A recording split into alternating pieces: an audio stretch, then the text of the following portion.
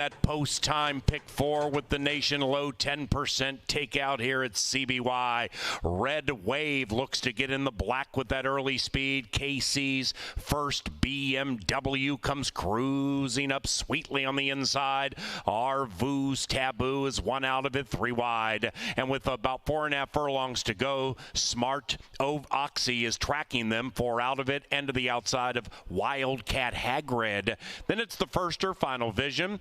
About 8 from the front and the same margin clear from Stun Gun.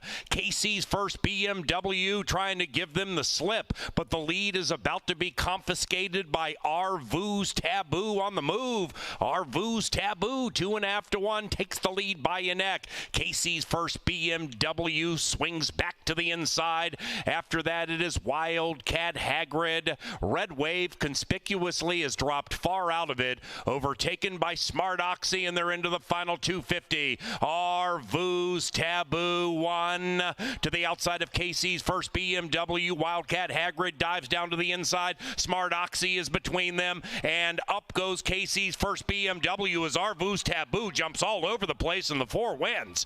KC's first BMW in a puzzler to begin festivities.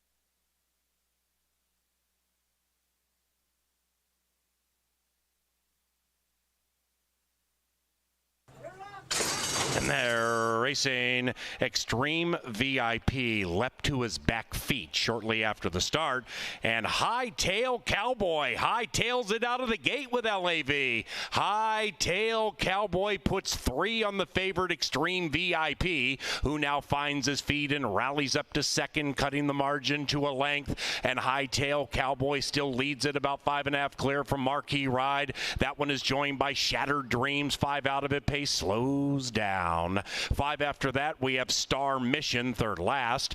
Then it's Top Dog, second last horse. And at the tail, Thirsty Kiss, trying to win 2 in a row from 13 out of it. They head up the Canterbury Park barn side, chasing the Cowboy. Hightail Cowboy still nearly won. Make it a half. Extreme VIP and the leading rider, or check that, Luis Fuentes, within a neck. And about 3 clear from Marquee Ride. That one's on the move. Now it's 7 back to Shattered Dreams, another 5 to Top Dog, not doing much to the inside of Thirsty Kiss, and in last is Star Mission, and in first it still is Hightail Cowboy. Hightail Cowboy trying to lasso a victory in race 2, leading it tenuously from Extreme VIP. Marquee Ride needs to give a bit more, and they head for home. The favored Extreme VIP to the outside of Hightail Cowboy, still sharp in his new colors. Marquee Ride kind of jumping up and down. 2 and 7, locked in battle into the final football field.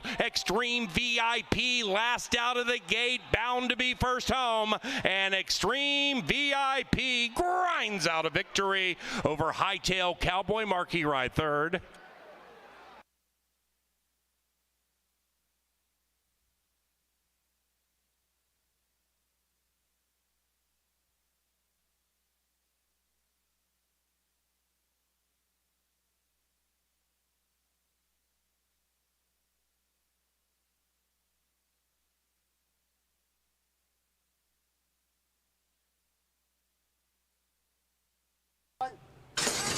They're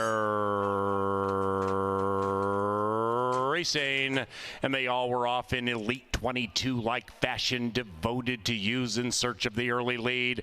Holding tight between them, and outside of that, Shack's My Daddy trying to win 2 in a row, and Shack's My Daddy at 19 to 1 leads it by a neck. Right behind them is Ruby's Red Devil beginning to advance to the inside of Gun War. 6 behind that to The Ghost, third last. Then we come to Past the Cat, and the one in last is Overseas Letter. Overseas Letter is a good 13 lengths behind his former stablemate, Devoted to You, who takes the lead confidently. Devoted to You to the outside of the 3 now, leads it by a neck with Holton tight, continuing to hold on tightly, and now between them is Shaq's My Daddy. Ruby's Red Devil looking for a heavenly finish to the outside, then it's Gun War, and the Ghost to the inside, and up goes Devoted to You, leading it a length and out.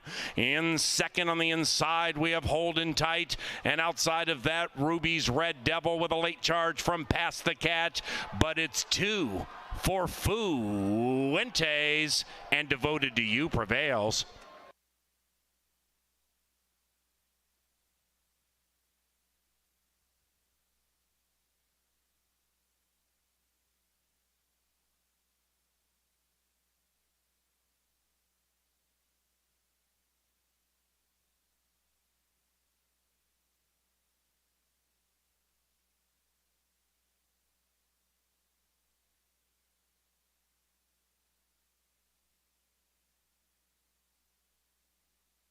The gate, and they're racing in the Sarge Hoover Old School Classic, and Walk Softly comes out of the gate loudly with those blue blinkers on the inside. Walk Softly going very quickly at 22-1. Likewise for Fortunata between them, who takes the lead, and this one is hard to handle. After that, Desert Glow rolls into second. The pace still frenetic as they corner for the first time. Taking the lead is Fortunata and LAV.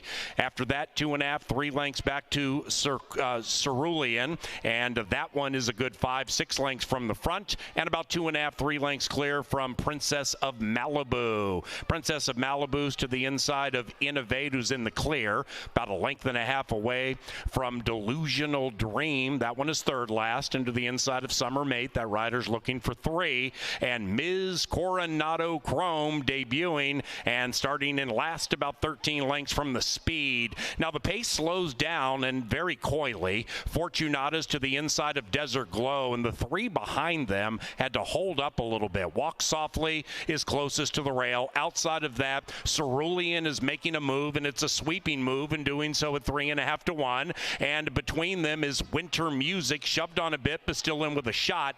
And Ms. Coronado Chrome's beginning to close from behind, and doing so quickly, but a mile out of it. And after that, we have Delusional Dream, still 5 out of it, far outside. Up goes Desert Glow and Miss Conning.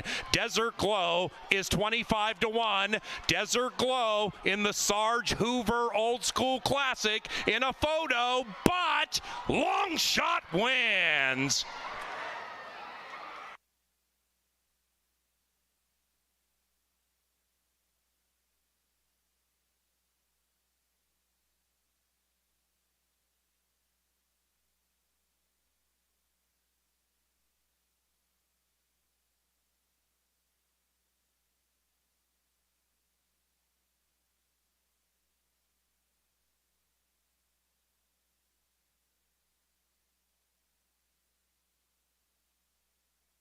About a 13 and 25 to 1 shot win. Let's see what happens here, because they're racing, and Ricky B gets an A for the start. Ricky B pops from the 1 spot and shows good early speed. Between them, Release the Beast, and the Beast has been released, battling for the lead with Can't Beat Me at fat odds to the outside. But up goes Ricky B and Carlo Lopez to pull away by a half. After that, Kierkegaard tracking 4 lengths out of it to the inside of Give 'em Heck Beck. Then we come back to You Split Tens. Looking for 8 is a good 13 lengths from the lead, and the lead belongs to Ricky B into the far turn. This one is 3.5-1. It is Ricky B. Kierkegaard comes flashing out of the crowd to cut the margin to 3. After that, 2.5 back to Give 'em Heck Beck. Then we come to You Split Tens, trying to run away from Release the Beast, who's doing nothing. Can't Beat Me second last, looking for H, running on very, very fast on the inside, but still 9 lengths out of it. 8th pole, Ricky B. Gate to wire on his mind. It's a Ricky B, still clear. Ricky B from Kierkegaard, who's lunging late. 1 in 3. Ricky B, 1 in 3. Ricky B. A-plus effort at 3.5 to 1.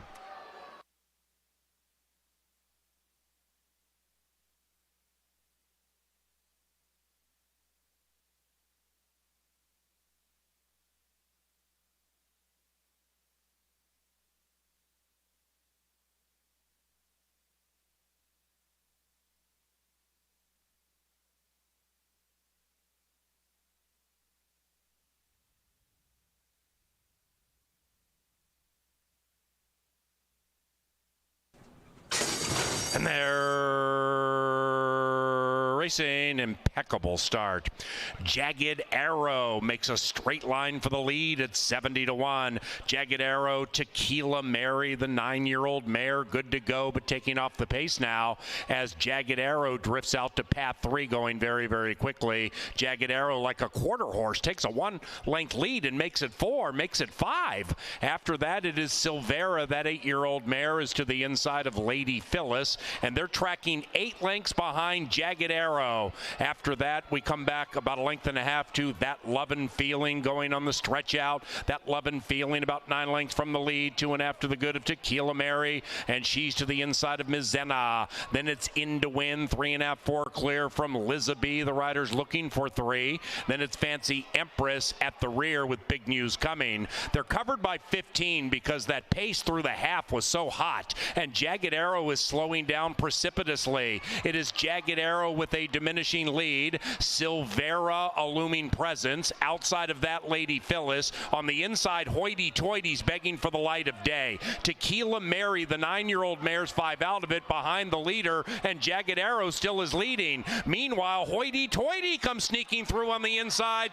There goes Hoity Toity and Harry right to the winner's circle. It's Hoity Toity prevailing. Now a crazy photo for second, third, and fourth. Holy cow, about 5 of them in there.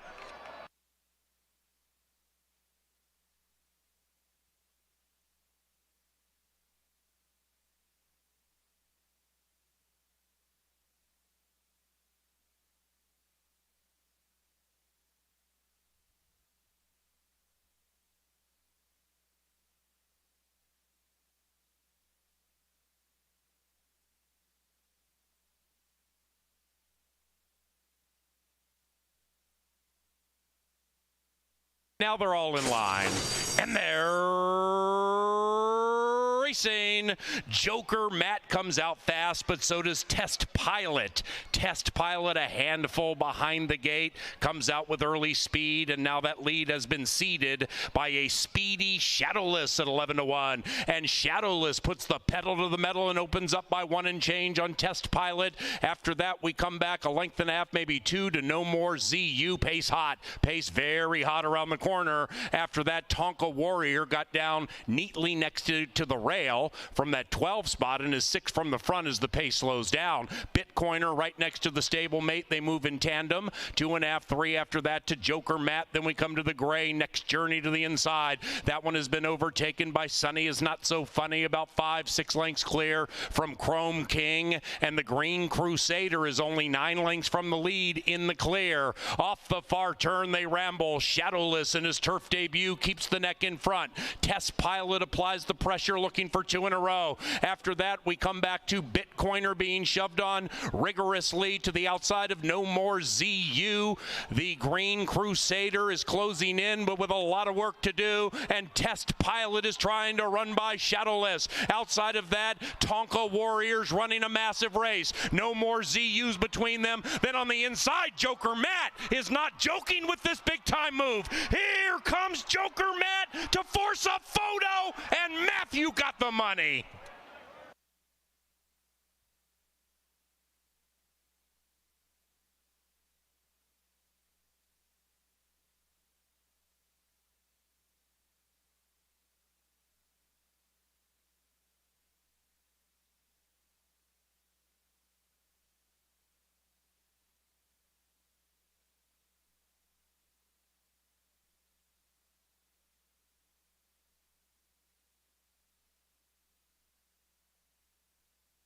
Take 2.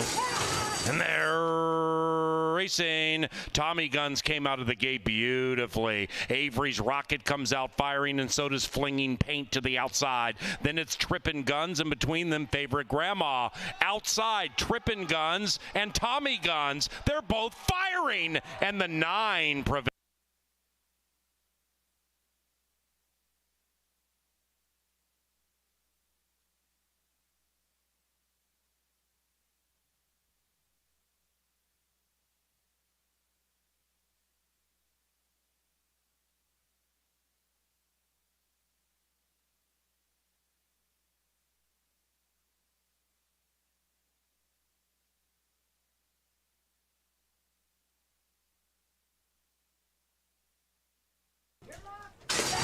And they're racing. Beep, beep, rev, rev had the worst start of her career. In the center, My Candy's Relentless is firing, and so is a lot of Ooh La La in the center. Outside of that is Relentless Okie, but that 5 dominated at 7-1 and is the Stallion Auction Futurity champion.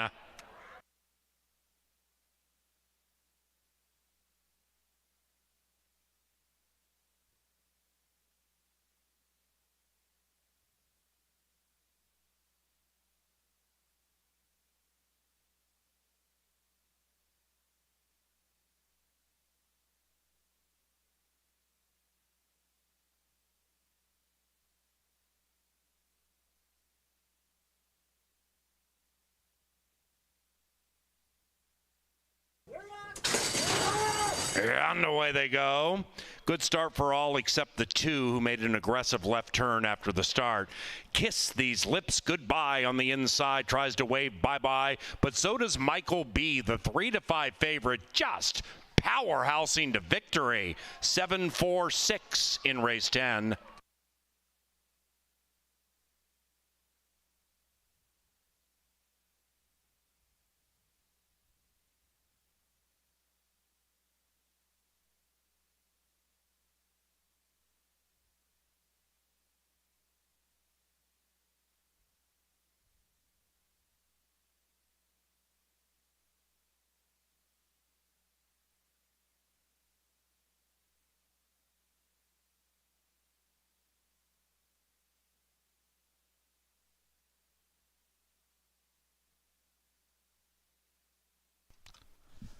Ladies and gentlemen, please rise for the playing of our national anthem.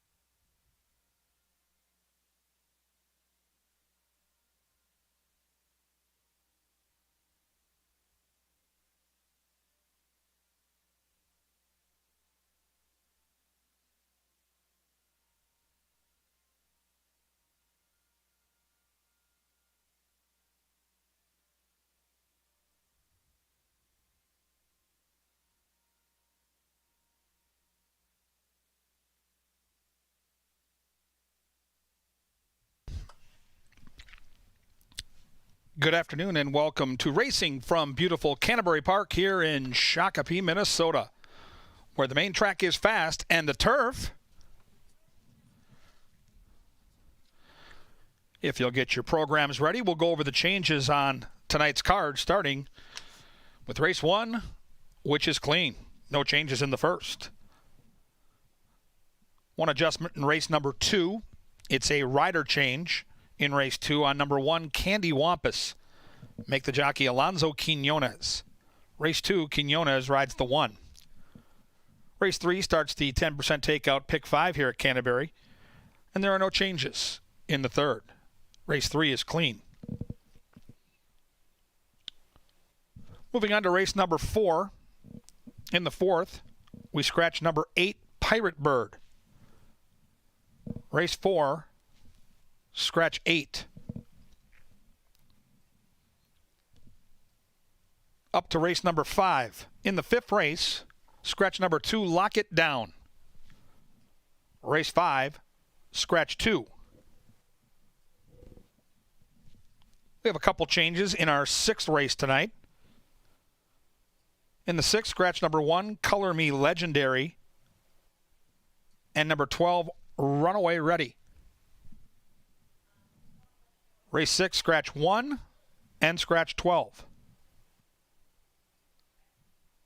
Moving on to the seventh, scratch the 11, P Club. Rider change on number 3, Palace Prince, now ridden by Zeke Laura. And number 5, now ridden by Negron. Luis Negron on the 5, Laura on the 3, scratch the 11 in the 7th. Final change on the card happens in our 8th race, the first of 4 quarter horse stakes. Put Nick Goodwin on the 4. Goodwin picks up the mount on the 4, Jess Up V. Stakes races 9, 10, and 11 are all clean. Final 3 of the night, all clean. Up next today at the races, we take a look at the entire card with Jeff Madej and Angela Herman. Stay tuned.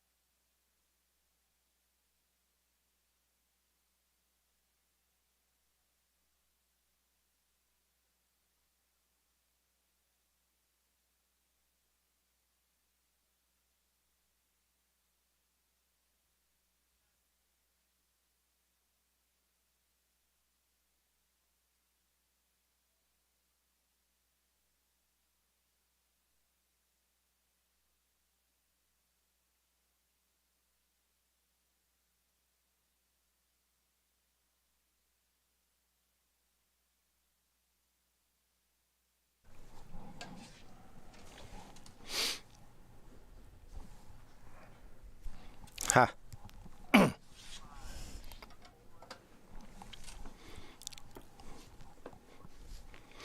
Well, good evening. Welcome to Today at the Races Preview Edition. I'm Jeff Madej. I'm joined by Angela Herman. Beautiful, beautiful night of racing ahead here at Canterbury Park. 11 races. 4 of them are quarter horses. That means we have a late quarter horse pick 4, a very special treat. Now, a very, very talented handicapper said to me recently, there's no such thing as a cinch. Last night, the $61,000 MQHRA Stallion auction, Futurity, and there was a horse named Beep Beep Rev Rev who off at 2 to 5 when they loaded into the gate. 2 to 5, no such thing as a cinch. What happened? Well, she just didn't break like she normally does. Usually she shoots out of the gate, and Beep Beep Rev Rev just kind of stood there this time. Once she got even just a couple of feet behind, she got into a little bit of a tight spot. Just wasn't her night, and things happen like that, especially in quarter horse races. You can see the race here. A lot of Ooh La La, who was second to her in their qualifying trial for this final, absolutely blew this field away in an excellent effort. I mean, the field kind of broke away from her, whereas it didn't break away from Beep Beep Rev Rev. But a lot of Ooh La La pulled a nice 7-1 upset. I mean, her price just kept going up and up and up. By the time they got to the gate, they were way far apart on the board compared to how far apart they were at the finish last time. And she managed to pull the upset. Very impressive effort, and a filly with a future. Yeah, we're going to walk through the 4 quarter horse stakes races we have tonight. And there's going to be some prohibitive favorites in at least 3 of these races, if not all 4 of them. And I'm going to keep that in mind. What this handicapper said to me, there's no such thing as a cinch. It all starts out with the distance challenge, Ange. Yes, it does. And that features a couple of brothers, actually, who are going to try to upset, excuse me, Colt Brewster. But I mean, Colt Brewster drawing to the outside of them. I suppose we don't run many hook races, so we run one, I think. Yeah. So if you miss this, you'll be 0 for hook races for the entire meet. I'm thinking old school. We used to run a lot more of them, but I mean, do you take a horse that's a proven commodity? Do you take a horse that has, comes from off the pace, that sits on the pace? I mean, at 870, there's a little bit more wiggle room, and horses have styles, horses have preferences. Do you give a nod one way or the other as far as posts go, or does it usually sort itself out within the first, couple hundred yards? Well, just traditionally, hook races, we call them hook races because that's the shape of the race. They start and just go right around the hook to the finish line. The inside posts always seem to have an advantage, and you're right, Colt Brewster in the 5-hole. Now, that doesn't bother me as much as maybe the 7-8, 9 path if you get that wide out. I think Colt Brewster is absolutely the horse to beat, but Bob Johnson has a knack for upsetting the apple cart. He's got both the 1 and the 3 in here. And Faster Than Hasta is an 8-year-old now, but had all sorts of talent, has won at this distance 4 times. But I looked at the record, only 1 of 14. I swear that Faster Than Hasta won more than that here at Canterbury Park, but 1 for 14 at that hook distance. Those 2 will both be running, and Fastest Leader may actually jump out to the front here. His little brother, he's found something he's good at. He's run twice at 870, both times he's won. Maybe Fastest Leader has really hit his stride. I didn't like the rail for him necessarily. I kind of gave the nod to middle-placed Faster Than Hasta and Colt Brewster, but if Fastest Leader gets out the way that he did in those last 2, I mean, he could just take these all the way and might pull a mild upset. But I think that's one of the more contentious ones, as well as the 9th race. This one, the Canterbury Park Distaff Challenge, I took a bit of a swing. I picked her last time when she was 0 for 21. I'm going to pick her this time at 1 for 22 because of the company she's kept. That's the only way that I see anybody beating Linder 16, but you have gone back to see Linder 16, get up close and personal, and get the whole story with her. And, I mean, how would you say Linder 16 is coming into this off a layoff compared to maybe last year when she had taken off from November until June and came back in and won right away? Oh, I don't blame you for trying to beat this graded stakes champion, Linder 16. Has not raced since January 2nd of this year. So I was under the assumption that she may have retired. Didn't, though. Jason Olmstead, the trainer, wanted to get a race into her, couldn't get a race to go. Right. So worked out in company with Apolitical Mogul. They went down the stretch. Both of them looked really good. Is that enough, though, off of that long layoff for her, who's a year older now? She's a 6-year-old mare. Yep. Is going to be a very short price. And I agree. You look at Javelina Cantina, and you're right. 1 for 22, but you look at where she ran and who she ran against. Graded company in California. She's faced some very good ones. If that horse gets out of the gate with Dean Fry, who might have some success in race number 10, I could see that horse upsetting, and I think you might get double digits. Yeah, and I'm hoping for something in the way of this sequence as far as a price like that, because either with a smaller field, as we're seeing in the 8th and the 10th, or with a standout favorite, maybe like a Dickie Bob who has faced the same horses a lot and has beaten them a lot. This was my place to take a stab. It's not going to be easy to beat Linder 16, but perhaps off a layoff going 400 without a race to her since January. It would be a long shot, but it's a shot. Now, on to the 10th, we go to an opposite sort of setup. We have 5 lined up for the championship, the grade 3 at 440, and one of your absolute favorite animals in training, Danger, drew the rail. Does that deter you at all? Not at all. It's a 5-horse field. They're going to set the gate a little bit out from the rail. Danger is 12 for 18 at the 440-yard distance. And Ange, you can see Danger here last year in the rain. And we've got a clear night for the championship challenge, a Grade 3 race. But I don't think it doesn't matter where Danger lines up in that gate. And what's interesting is that the horses run 18 times at the distance. The other 4 added up at the 440 haven't been that many times. So it's just a rare distance, and to find a horse that excels at it like Danger does, the 2021 world champion per the AQHA. I just don't know how you beat him. But as I started out the show, there's no such thing as a cinch, that sage told me. So can you beat Danger? I couldn't find a way around him. Juice is Loose is nice, and I think that without Danger in this field, Juice is Loose probably does stay under 4-1, but I wouldn't be surprised if he went up over 5 or 6-1 just with the presence of Danger probably going off of 1-9. Do you think he goes off any higher than that? I just picture him, if it's that point of the night, we don't have a lot of other tracks running against us. People see that. There's only so much you can do with Danger. If you try to beat him, you're going to get a great price. I don't see how you do. But Danger is just an ultra impressive horse. As you saw, I mean, he's a big, imposing, strong, an individual that gets better as he goes on. I mean, he's so cool, and I'm really excited to see him later tonight. I'm excited to see all of these high-quality quarter horses, but to get up close and personal with a horse like that is a special treat. Right, this is Danger that you're not going to want to avoid. This is a superstar here, and it's a treat to see this horse running at Canterbury. He's won the race 2 years in a row. This will make it 3. He waited a good 2 minutes for that. Yeah, I did. I was waiting my turn. Race 11, also some of the best Minnesota breds, including one of your favorites, Dickie Bob, the all-time leading Minnesota bred quarter horse purse earner. So this is another great race, I believe. Yeah, it's hard. He's won 22 times. It's hard not to root for a horse that likes his job, does it well, and really hasn't lost a step, I think, up at age 7. And Dickie Bob has seen a lot of these in the past at one point or another. Now, Dickie Bob, I guess at 350, he's fine. I mean, he gets out so quick. You can see 110s, 330s, 300, 250. Dickie Bob is so quick to get going. I don't think the 350 is too far. I would maybe start to question him around 440 or something like that. You know, when he and his older brother used to face off, maybe you would swing things his way. But Dickie Bob is in a very good spot to try to pick up win number 23. He is your play of the day, as we will see coming up. And Dickie Bob is another one of those that you're not necessarily going to get rich on, but he's fun to watch. Absolutely. Ultra sharp, too, coming here from the Olmsted barn. So that's one to take a long look at. But that's another fun race. It's a 4-race sequence. It's probably our only quarter horse pick for the year.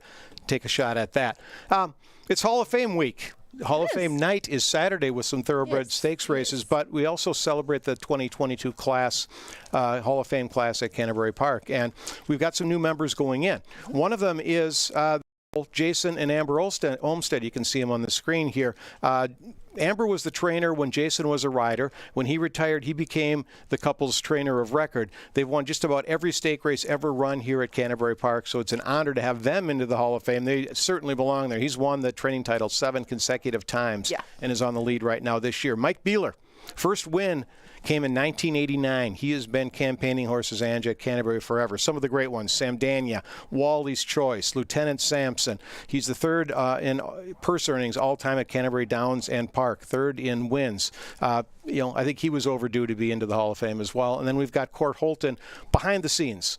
He was he worked at the Capitol for the HBPA, involved in things like getting us a card casino, which at that time was so important. It boosted our purses up. He was involved, maybe before you were born, in bringing simulcast racing. This was the first track to have full card simulcasting. If you think about it, what goes on now all across the country started here at Canterbury. Court Holton was part of that. He's going into our Hall of Fame. He's done a lot of work, a lot of things that people don't know about, but someone that is responsible for a lot of what we are here at Canterbury Park now. So that's our class of 2022. They'll be inducted in a ceremony tomorrow, and we'll celebrate them Saturday night at the races. It's a very important thing to do, and we honor a very deserving new class of Hall of Fame inductees at Canterbury. And it's very fitting that one of them does train the play of the day. It's quarter horse day. It's stakes day. You have to dig in on somebody. And if you need an anchor in that pick 4, the pick 3s, the doubles, whatever, whatever it is, Dicky Bob is going to be your anchor in the estimation of this handicapper. Like we talked about just now, Dicky Bob is 22 for 42 lifetime, 12 for 19 here at Canterbury. Just a few runner-up finishes to go with those 12 wins. But when Dicky Bob is on his game, he is very, very tough to beat when it comes to especially his state-bred brothers and sisters. And Dicky Bob, like we just talked about, is in a wonderful spot to try to pick up win number 23. It would be a very fitting week to do so. And Dicky Bob, perhaps a future Hall of Famer himself, is going to be very, very tough in our finale. Love that play of the day. I bet it every time, and I'm ahead. I am. I'm ahead. Saturday, I mentioned that we had Hall of Fame night at Canterbury Park, 4 thoroughbred stakes. We've got the Ralph Strangis, which is for older males on the turf. We've got the Minnesota Distaff Turf on the turf for fillies and mares. Yes. Then we've got the 3-year-old races, which are, we call them prep races for the Minnesota Oaks and Derbies, but I think they stand by themselves. Sprint races for the best 3-year-olds, the Victor S. Myers and the Francis Genter. Excellent races. Well, and there's some horses that are not going to be cut out to go into the Oaks or the Derby. And if they're, if their connections realize that and just kind of go, well, we got to take our shot when we can, this is going to be their big kahuna until it comes to Festival of Champions Day. So some very interesting the 3-year-old fields. I felt that the girls might be a little bit more wide open than the boys as far as that goes, but we'll talk more about it on Saturday. For now, we're going to get to the first. It's only 10 minutes from now. Yeah, Kevin Gord coming up here. Just remember, we race tonight. We race Saturday night at 5, Sunday at 1 o'clock. Then we'll take a little bit of a break. Twin Cities Summer Jam held in the track infield. We'll be away until racing returns Wednesday, July 27th. Don't forget, leg up raffle. Down on track level. You can buy your raffle ticket. Go down and see jockey Lindy Wade. Kevin Gorg, you going to take a look at these opening horses? He's on the run. He's on his way. All right, here we go, guys. Thank you very much. Appreciate the preview. And there's the leg up information. Go down to that main level inside the doors by the paddock and get that raffle ticket. Support a great cause for injured and disabled riders. Here in the first race, we're going to travel 6 furlongs. Magic Castle, the inside marker, is 4-5 right now in the betting. An obvious player here with the early speed for the Hot Barn for Joel Burnt. I like the horse. I also think the 6 might get the better trip. It has the advantage of being further outside. And it's interesting to me that Luis Fuentes shows up on this horse, and he's the regular rider in the Burnt Barn. Now, he hadn't ridden Magic Castle, who's a new claim as of last race. Quinones got the mount there, so I get the fact that he's riding back. But I think Candy Prince, with that patented early speed, might get the better trip because Magic Castle from the rail has no choice. 6 can sit outside and pounce. 5 horses Chicken Trunk. I believe this horse is the key to making money in this race because if you can get this horse in the exacta or trifecta at 9-1, you might be in business. And Chicken Trunk takes a significant class drop, has been facing Tough Allowance Company, and now dips into the claiming tag of $16,000. It's Luis Valenzuela who should put this horse in a pretty good position. He's a good gate jockey. I think Chicken Truck's a live long shot, but I like Candy Prince here in those Patriotic Silks. Horse just kind of ambling along out in the paddock. And right now 3-1. The 1 is a must-use for me in the exotic wagers, including that pick 4 ticket, which we'll talk about here once the horses get on the track. And I think the 7 is making a really good impression here in the paddock. Love the energy.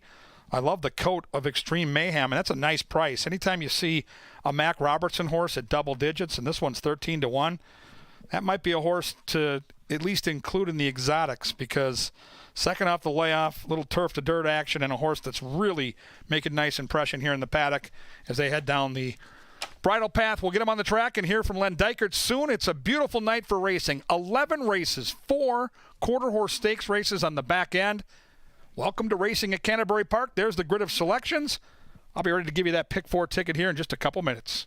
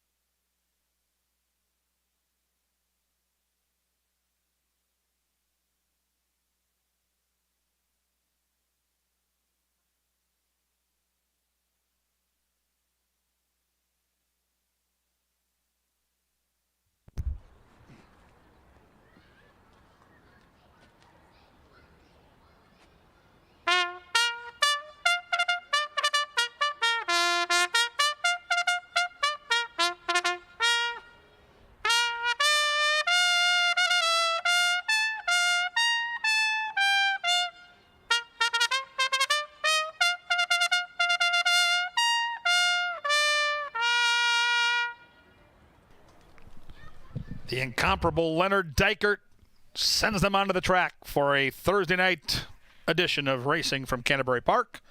Race 1 on a fast main track. 6 furlongs, the bill of fare. We offer win, place, show, exacta, trifecta, 10-cent superfecta, daily double, rolling pick 3, and this year the brand new 10% post time pick 4. Post time pick 4, your chance to make hundreds, maybe thousands of dollars with that 50-cent wager. That special 10% takeout, lowest in the industry. Race 1, 6 furlongs at the gate in just 4 minutes. Get those bets in now.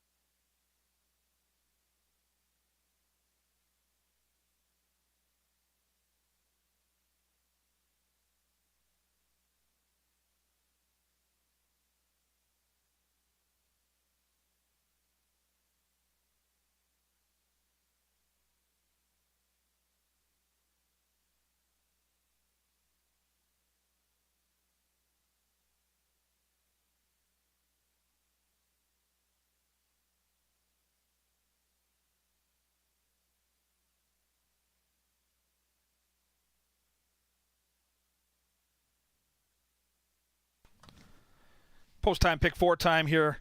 Canterbury Faithful. Here's the ticket I put together tonight. It's a $24 ticket, and I see the 1 to 5 on the board. And, hey, I get it. This horse has a very good chance to win, and I'm going to go 4 deep. And if this horse wins, not the sequence that I'm looking for, but I like the 6 on top. If they hook up, both the 4 and the 5 figure to get that trip behind a speed battle. So I'm going to take a shot here and go 4 deep and get aggressive with my single in leg 2, who also will not be favored. That's the 7, Blame Bishop. Likely going to be the second choice in race 2. If we can survive this double and get a price along the way, in race 3 we'll go with 5, 6, and 7. All look logical in a wide open race.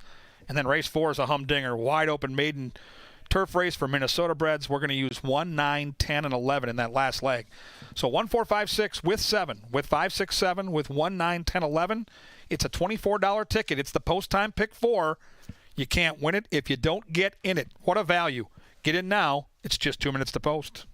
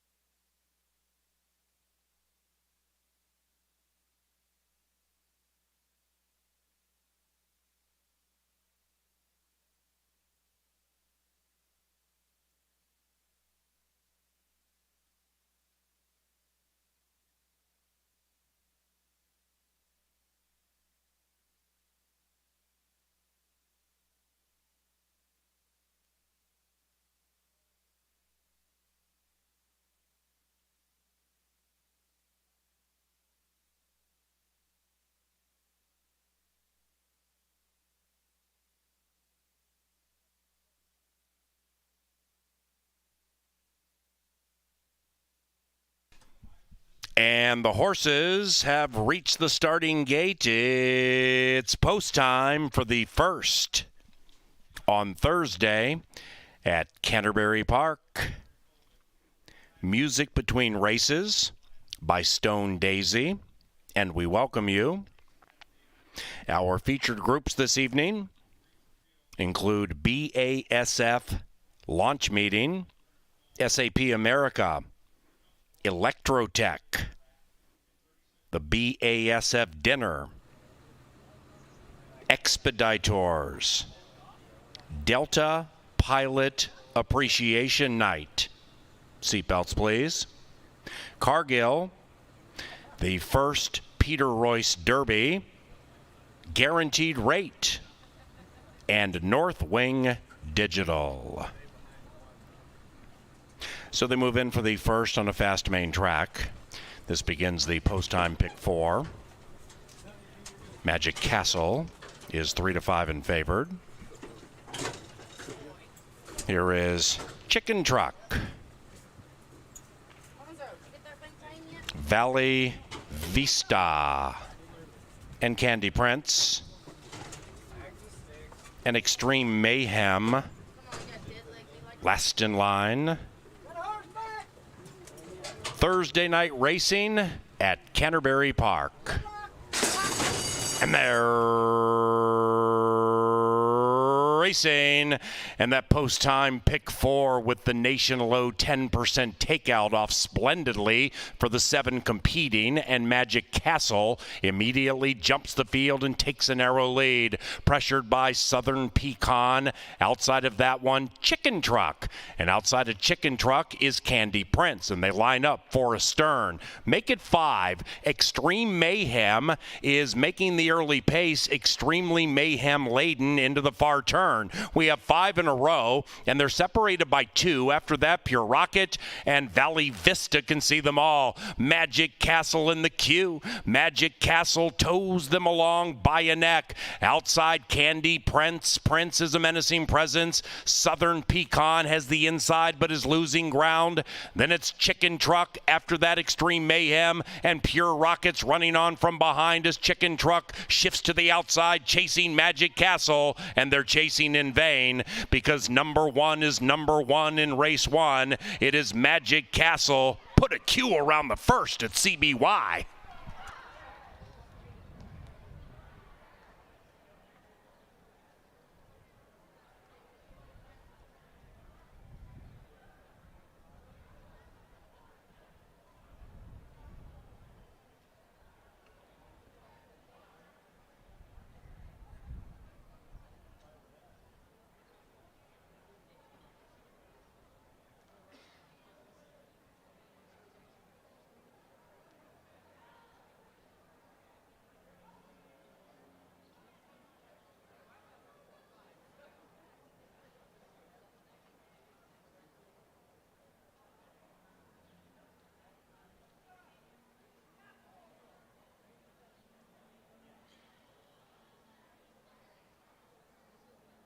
Number 1, Magic Castle, wins the first. 110.14, quite stylish. A photo for the rest. Racing at Canterbury is provided in part by Atomic Data, Appalados, Bud Light Seltzer, Cutwater, Dark Horse, and La Marca Prosecco. The numbers 1, 4, 5, 6. It was chalk all odds to begin Thursday.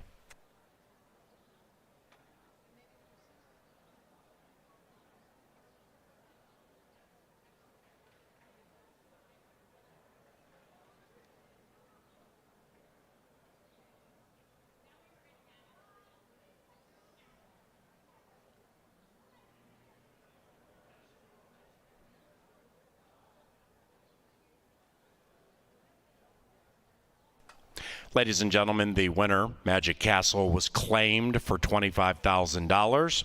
The new trainer, Carl Broberg, for Teddy G's Breakaway Stables.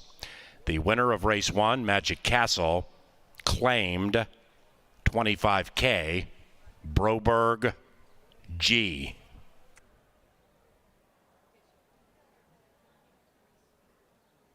And the first is official.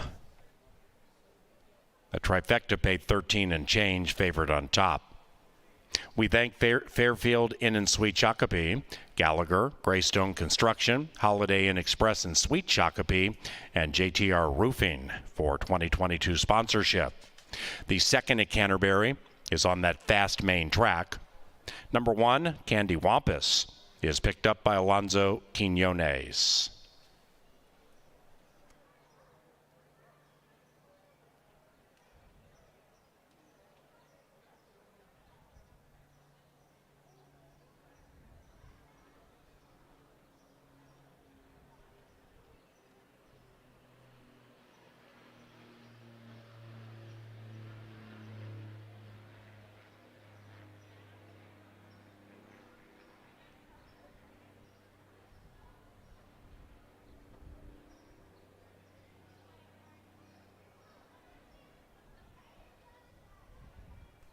Here are the winners of the first race, Magic Castle and Alonzo Quinones. Bob Lothenbach and Lothenbach Stables own Magic Castle, and the winning trainer, Joe Burnt.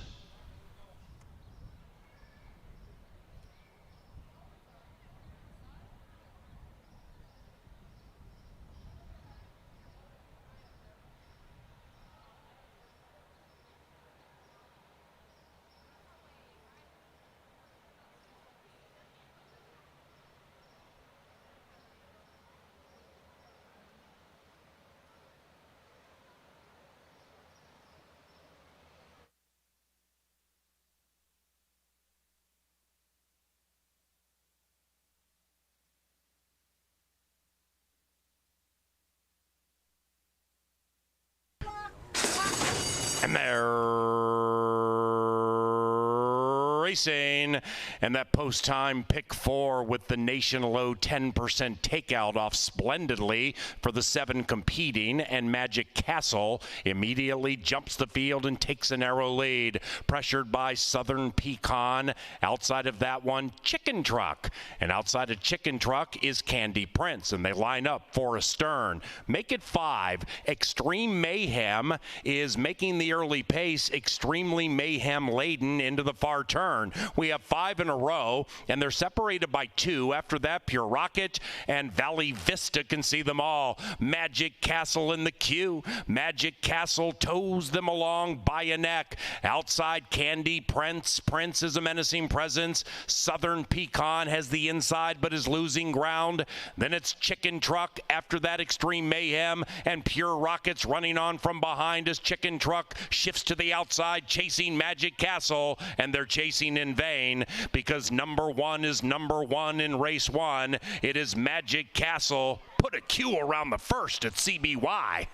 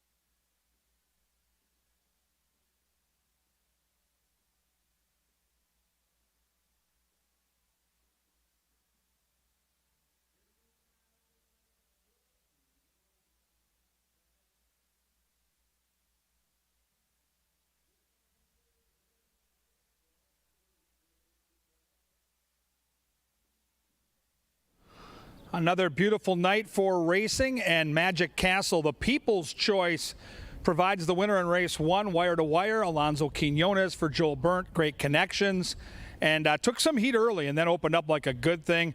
Got claimed for $25,000, and there are a couple of horses in this race that last time out were beaten by Magic Castle, so maybe you move them up a little bit.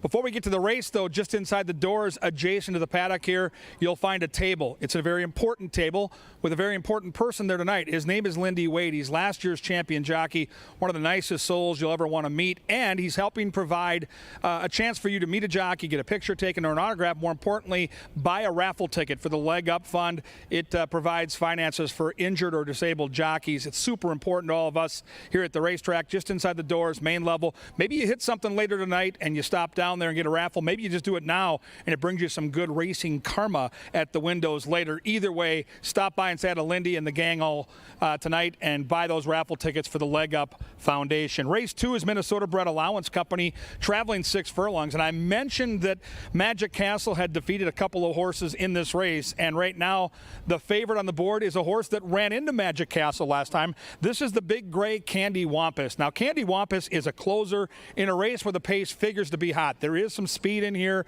He gets to save all the ground and make one big run. Now, he's not the smoothest mover, but he does tend to always kick it in when the real running starts in the stretch. And if he can stay within touch, I think he gets a good trip here and the pace will be hot. So I can understand why this horse is the favorite. There you see the good-looking gray coming into the paddock right now. Number 2 was a horse I liked a lot last time out. That was Twilight Liaison. That was the wedding, no doubt about it. 35-1.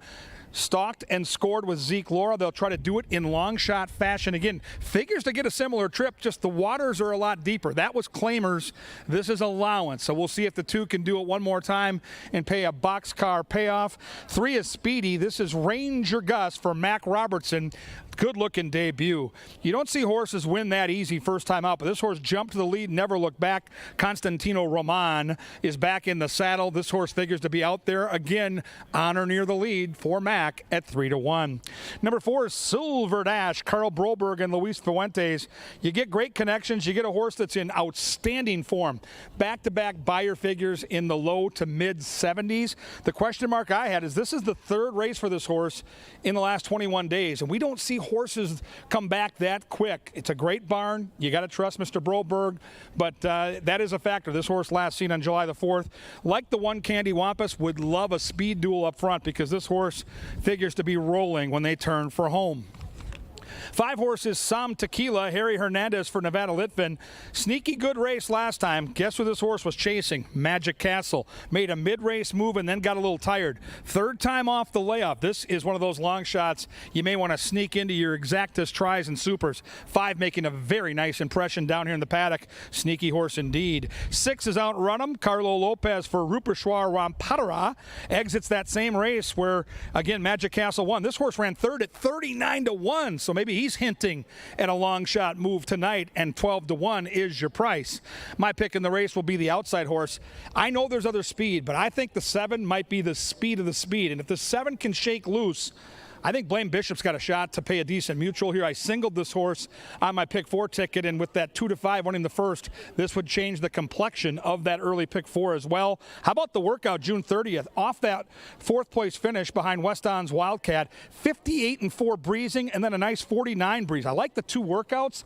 Horse makes a nice impression. Good looking coat. We'll see if Miguel Arroyo and Blaine Bishop can kick clear in those familiar silks for Lynn Rarick. Good looking Minnesota breds here. Allowance Company. This is a great race to handicap on paper. Who do you like? Fans are trying to decide. There's still a couple of horses taking money. Right now, though, I'm all about the 7. I'm all about Blaine Bishop trying to take him flag fall to that's all. Race 2, 6 furlongs. They'll be at the gate in around 8. And then they're going to get it on. Kevin. Yes.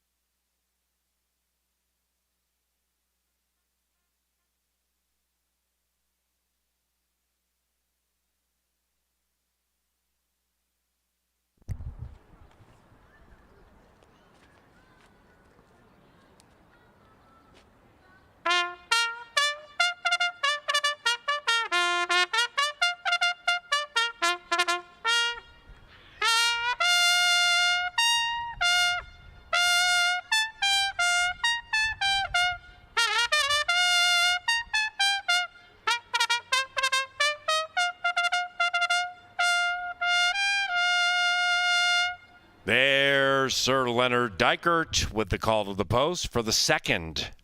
Number 1, Candy Wampus, is ridden by Alonso Quinones. Race number 2 at Canterbury Park is just 5 minutes from now, where racing is co-sponsored by Pepsi, Mystic Lake, Think Minnesota Realty, Minnesota Lottery, Loeffler, Star Tribune, Quick Trip, and Continental Diamond.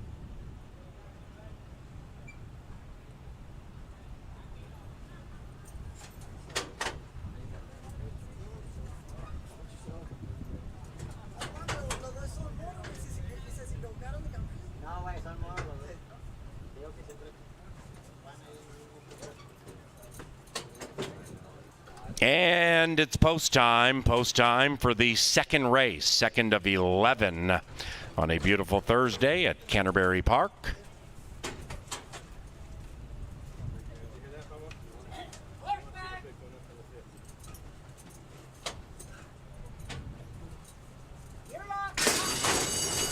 And they're racing all off well, gaining that elite edge in the early stages. And as they kick on with it, Ranger Gus and Constantino Roman take a narrow lead. Outside of that, Som Tequila. And even farther out is Blame Bishop. That one is 3 wide, but very keen to go. And with a half mile to go, 3 skirmish into the far turn. Twilight Liaison, 6 lengths from the front and about to be joined by Outrun 'em. Then we come back to Silver Dash and fellow silver horse Candy Wampus, last and 13 from the front. And the front belongs to Ranger Gus at 10-1. Ranger Gus battles on with Blame Bishop, and Som Tequila wanted nothing to do with it, sucking out of it. Outrun 'em's closing in. So is Silver Dash, Candy Wampus, and also Twilight Liaison. In fact, they're all clumped together, and here comes Candy Wampus with a big-time rush on the outside. Candy Wampus from last up to third, second, first, and attempting to go to the winner's circle, battling it out with fellow gray Silver Dash, but it's Candy Wampus to win. One's wild in the double. It was swept by the Q.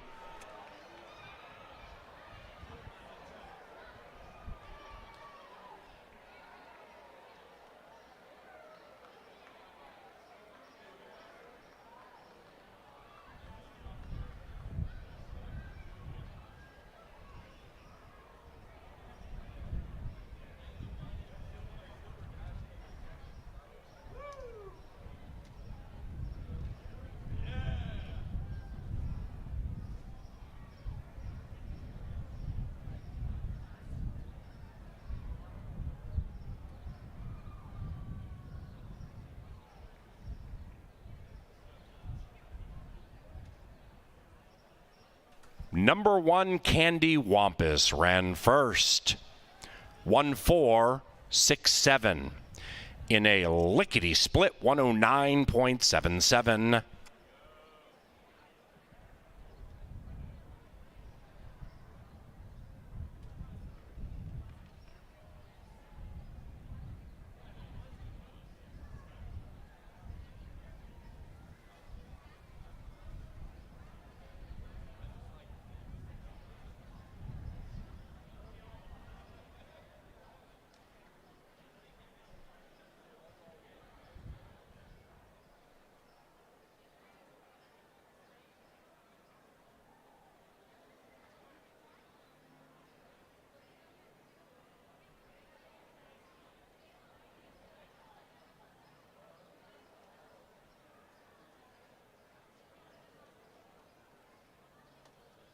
Second race official. Trifecta 77 and change. The 10-cent superfecta paid $34.58. 1-1 double, $10.90. Exacta, $19.10. For the newbies to Canterbury, the exacta entails the top 2 finishers in a given race. The trifecta, the top 3. And the superfecta, for just a dime, the top 4. Race number 3 is 21 minutes from now. Some hot stakes racing action coming up later. The 10%, 50-cent pick 5 is about 21 minutes from now. No scratches and no rider changes. Twin City Summer Jam is a week and change from now, July 22nd through the 24th. Some of the musical headliners include Blake Shelton, Kane Brown, Trace Adkins, Nelly, and more. Get tickets at tcsummerjam.com/tickets.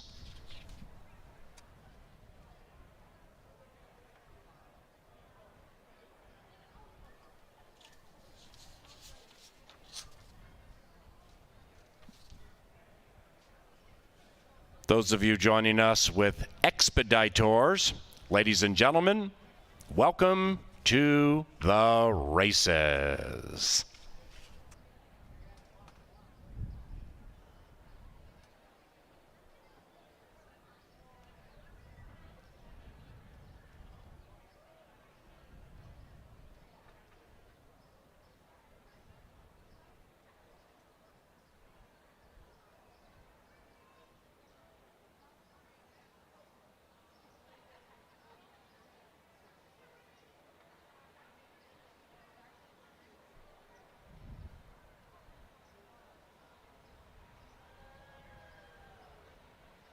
In the winner's enclosure, it is Candy Wampus and Alonzo Quinones.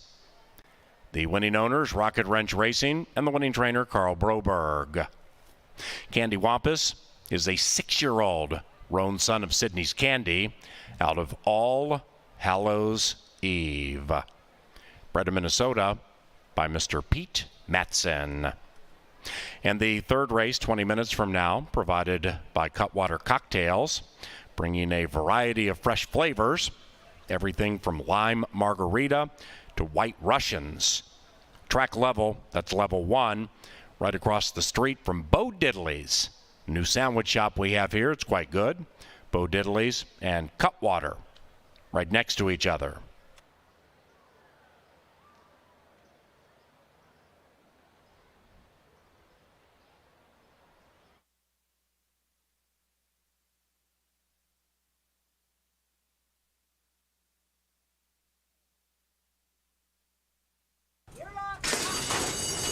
And they're racing all off well, gaining that elite edge in the early stages. And as they kick on with it, Ranger Gus and Constantino Roman take a narrow lead. Outside of that, Som Tequila. And even farther out is Blame Bishop. That one is 3 wide, but very keen to go. And with a half mile to go, 3 skirmish into the far turn. Twilight Liaison, 6 lengths from the front and about to be joined by Outrun 'em.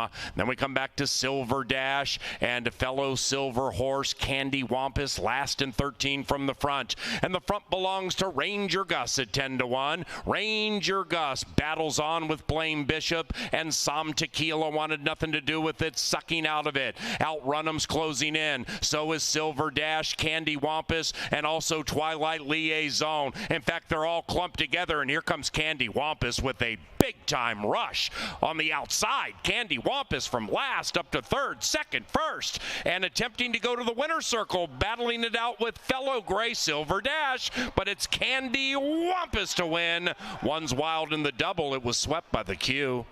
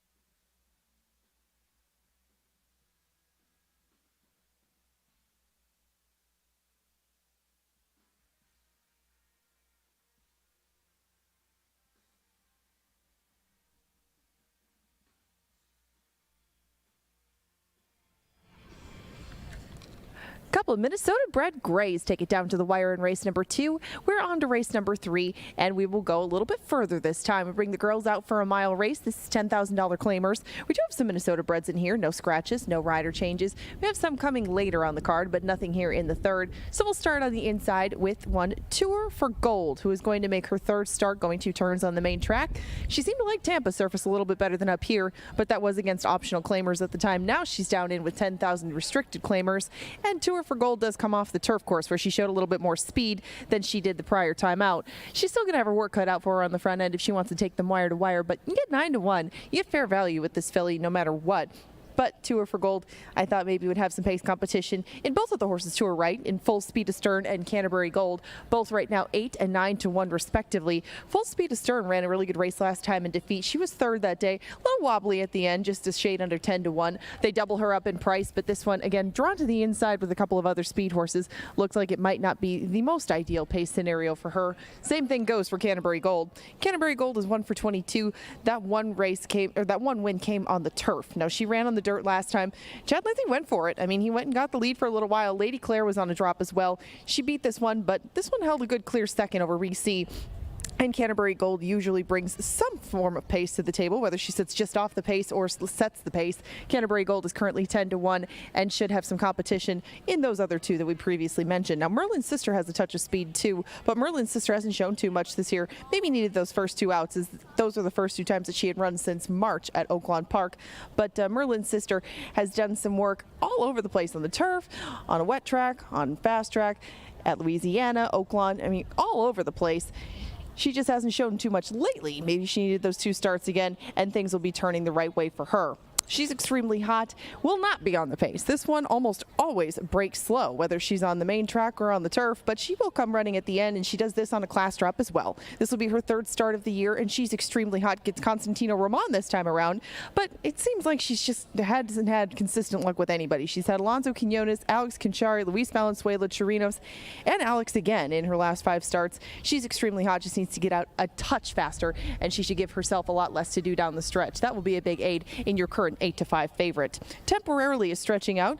Another one that should be very close to the pace. 5-1 is the current price on her, up from that 2-1 morning line. I would expect those odds to probably go down by the time they get to the gate. This one broke her maiden 2 starts ago pretty impressively. She's kind of a funny mover. Didn't know if more distance would really be up her alley, but we find out today as she is only going to make her 3rd start going 2 turns.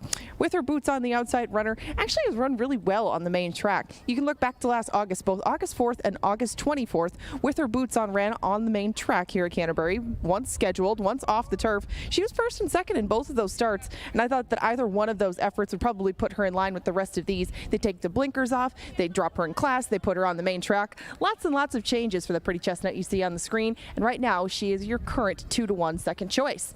You have 9 minutes until race number 3. In the meantime, lots to listen up for. We have the pick 5 starting in here. That's the 10% takeout 50-cent pick 5. Kevin Gorg put together a ticket. He will bring that and the power play coming up after the post parade. Your other wagering options in addition to that pick 5 are pick 3s, doubles, exactas tries, and 10-cent supers. Most of the field heads out to the track right now. They'll shortly be followed by Canterbury Gold. Kevin Gorg is coming up next. Give us a winner in the pick 5, if you please.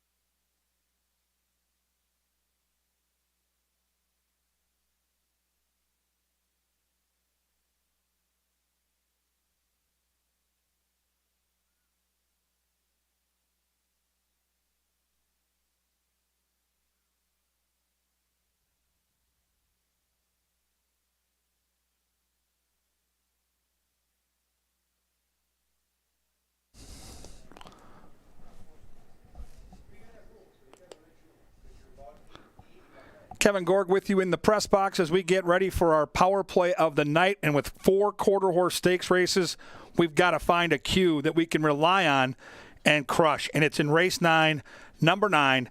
It's Linder 16. Let's go back in time a year and take a look at this race back here last year. Outside post in crush mode. Let's look at a couple things that stand out. 400 yards is a unique and difficult distance with quarter horses. Many of them run at 3 or 330 up to 350, but at this distance, 8 for 16 with the wins.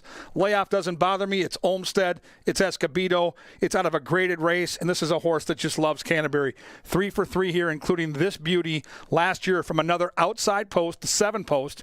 This is the horse right here. Look at this natural speed. This is a horse that breaks like straight as a string every single time and runs the race. Wet track, fast track, it doesn't matter. This horse always seems to show up. And you can see once again, this horse finds the way to get to the wire in time. This is a win machine. This morning line says 5-2. I would love to lock in on 5-2, but the bottom line is the power play is going to shoot and score in race 9 with number 9. Now we'll move on to the pick 5. It's just about time for this great wager. Paid over $4,000 last night. It's a 50-cent wager with that 10% takeout. It looks like a great sequence tonight. We'll start here in the 3rd race with 5, 6, and 7. I'm going to isolate on the outside 3 horses. Hope for the 6th. That'd be the price horse in the middle temporarily, but I think those are the right 3 horses. Then in the 4th race, it looks pretty wide open. We're going to spread. We're going to use the rail horse, Angel's Magic, but then we're also going to use the 9, the 10, and the 11. Race 5 is all about the 5 and the 7. We got Rose Hill Road. We got Exodus and Hope. So we've got the Anderson gang, one way or the other, trying to carry us through. Into the 6 we go with the 4 and the 10. Loring Park is the 4. 10 horse I like a lot. That's I'm a Harley 2 for Zeke Laura. Stay alive into the last race with the Thoroughbreds, which is the final leg of the pick 5, 6, 7, and 10. It's a wide open turf sprint. Outrun the Posse is the 6 at nearly 5-1. 7 and Hurts So Good at 8-1. And the 10 horse is 7-2, Ray's Angels. So we go 5, 6, 7 with 1, 9, 10, 11 with 5, 7, with 4, 10, with 6, 7, and 10. That pick 5 is a $72 ticket. This one tonight looks like it's going to pay at least hundreds, maybe thousands like it did last night. Get your tickets in now. We're 3 minutes away from the 10% takeout. 50-cent pick 5 here at Canterbury.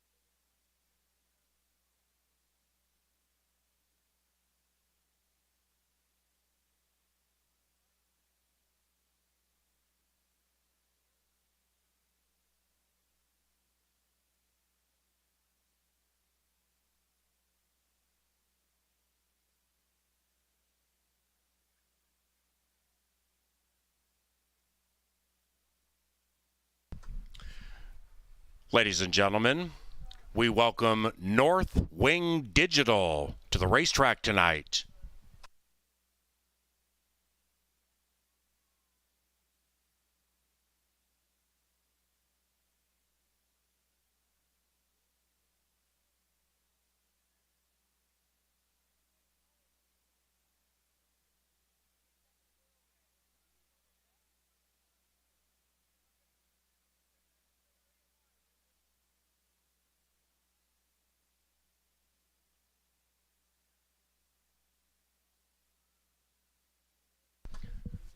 Ladies and gentlemen, a jockey change in race 5 being announced for the first time.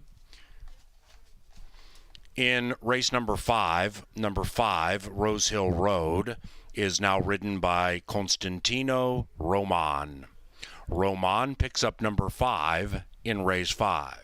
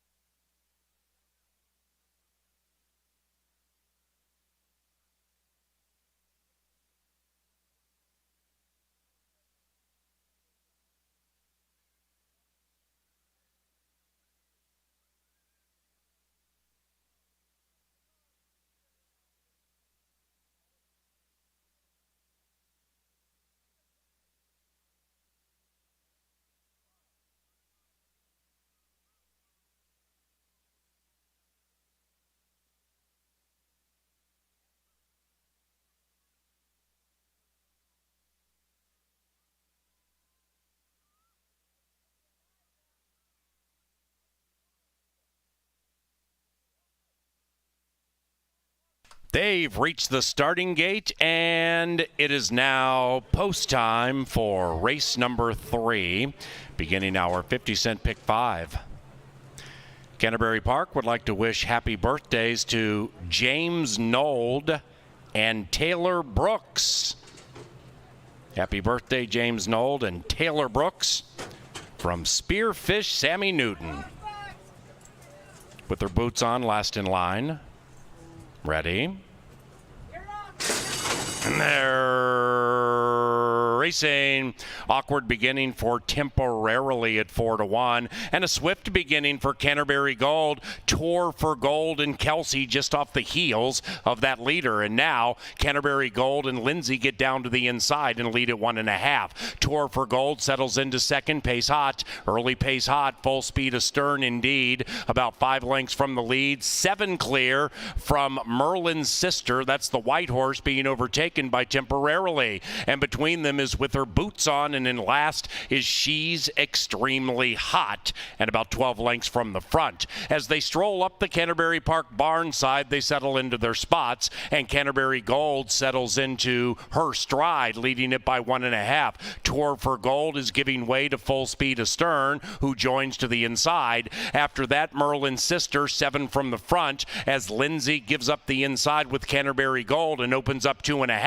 After that, we have She's Extremely Hot out of last and also on a mission. She's Extremely Hot from 4th to 3rd to 2nd and setting her sights on Canterbury Gold. After that, With Her Boots On beginning to close to the outside of Temporarily. Tour for Gold dropped out of it, and there goes She's Extremely Hot at 2-1. And She's Extremely Hot with a burst opens up 3, but With Her Boots On means business to the outside of Merlin's Sister, and they're in the final furlong. She's Extremely Hot 3, With Her Boots On, and Merlin's Sister chasing, and here comes the finish line, and here comes Merlin's Sister at 30 25-1 to begin the pick 5.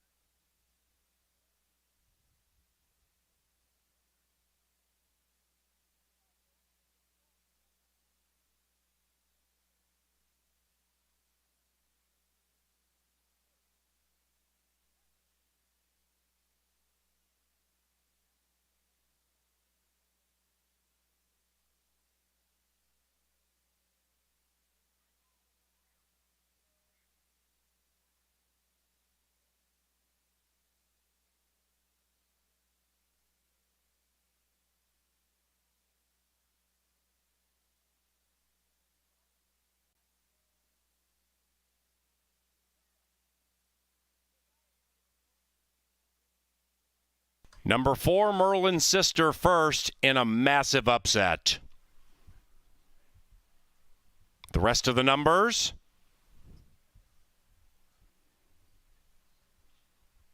4, 7, 5, 3.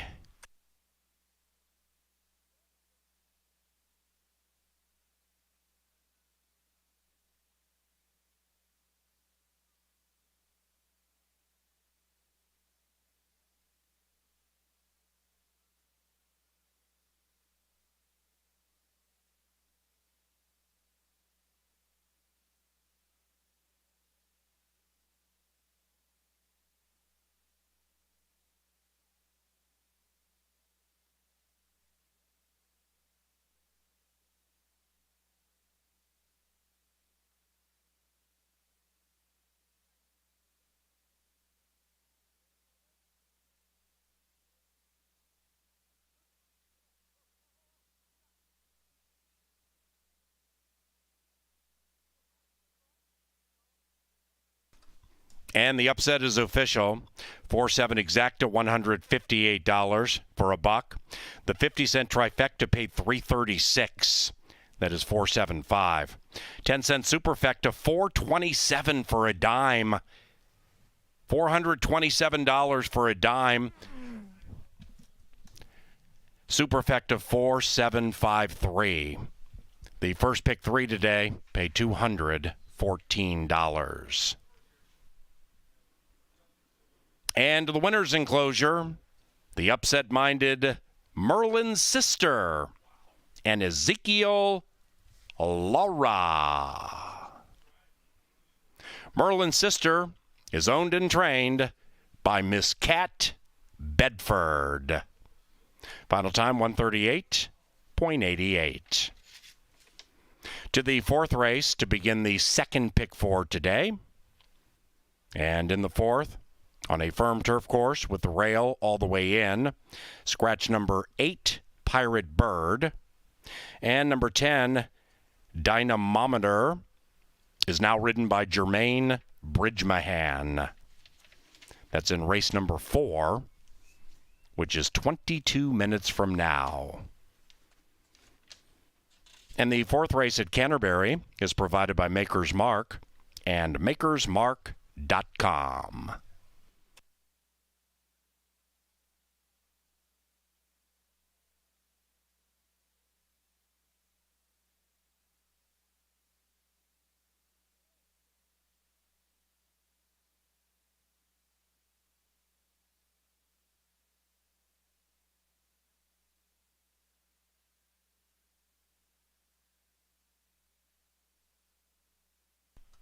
$72.80 for a $2 win payoff, by the way. Ties the biggest $2 win payoff of the 2022 season. The previous $72.80 horse, Twilight Liaison, on Northern Stars Turf Festival Day.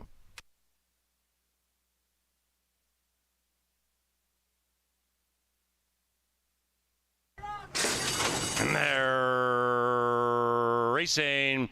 Awkward beginning for Temporary. temporarily at 4-1. And a swift beginning for Canterbury Gold. Tour for Gold and Kelsey just off the heels of that leader. And now Canterbury Gold and Lindsay get down to the inside and lead at 1.5. Tour for Gold settles into second. Pace Hot. Early Pace Hot. Full speed astern indeed. About 5 lengths from the lead. 7 clear from Merlin's Sister. That's the white horse being overtaken by Temporarily. And between them is With Her Boots On. And in last is She's Extremely Hot. And about 12 lengths from the front. As they stroll up the Canterbury Park barn side, they settle into their spots. And Canterbury Gold settles into her stride, leading it by 1.5. Tour for Gold is giving way to Full Speed Astern, who joins to the inside. After that, Merlin's Sister, 7 from the front, as Lindsay gives up the inside with Canterbury Gold and opens up 2.5.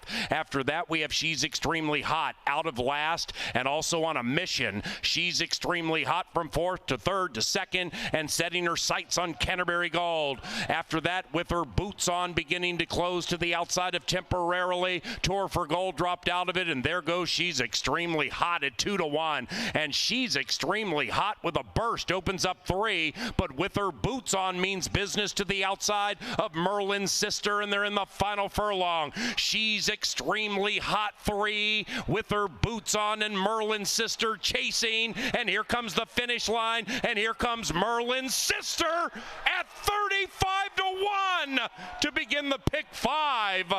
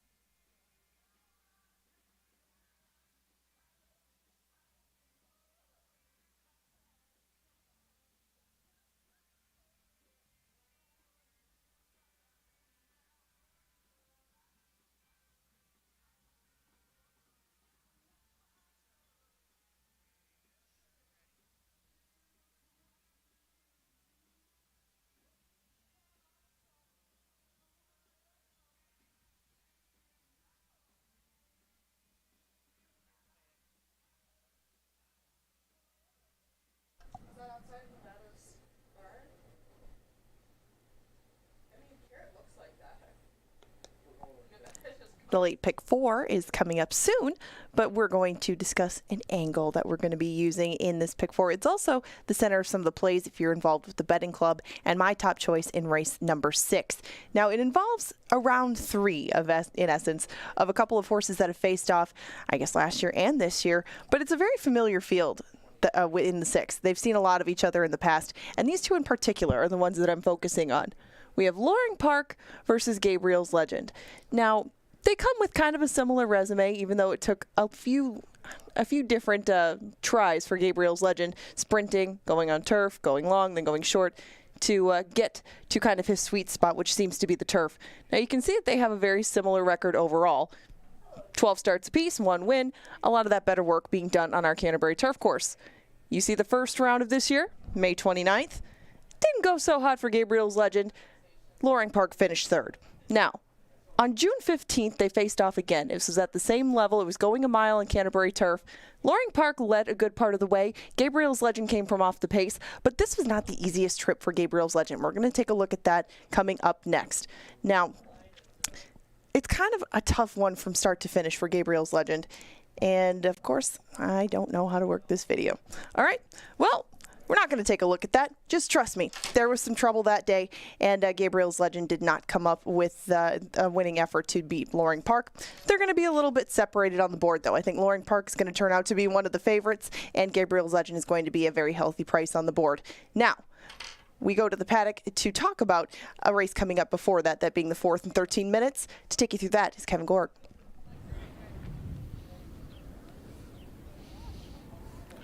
Thank you, Angela. We're down in the paddock. We get set for one of the better betting races off a crazy result. Congratulations to trainer owner Kate Bedford.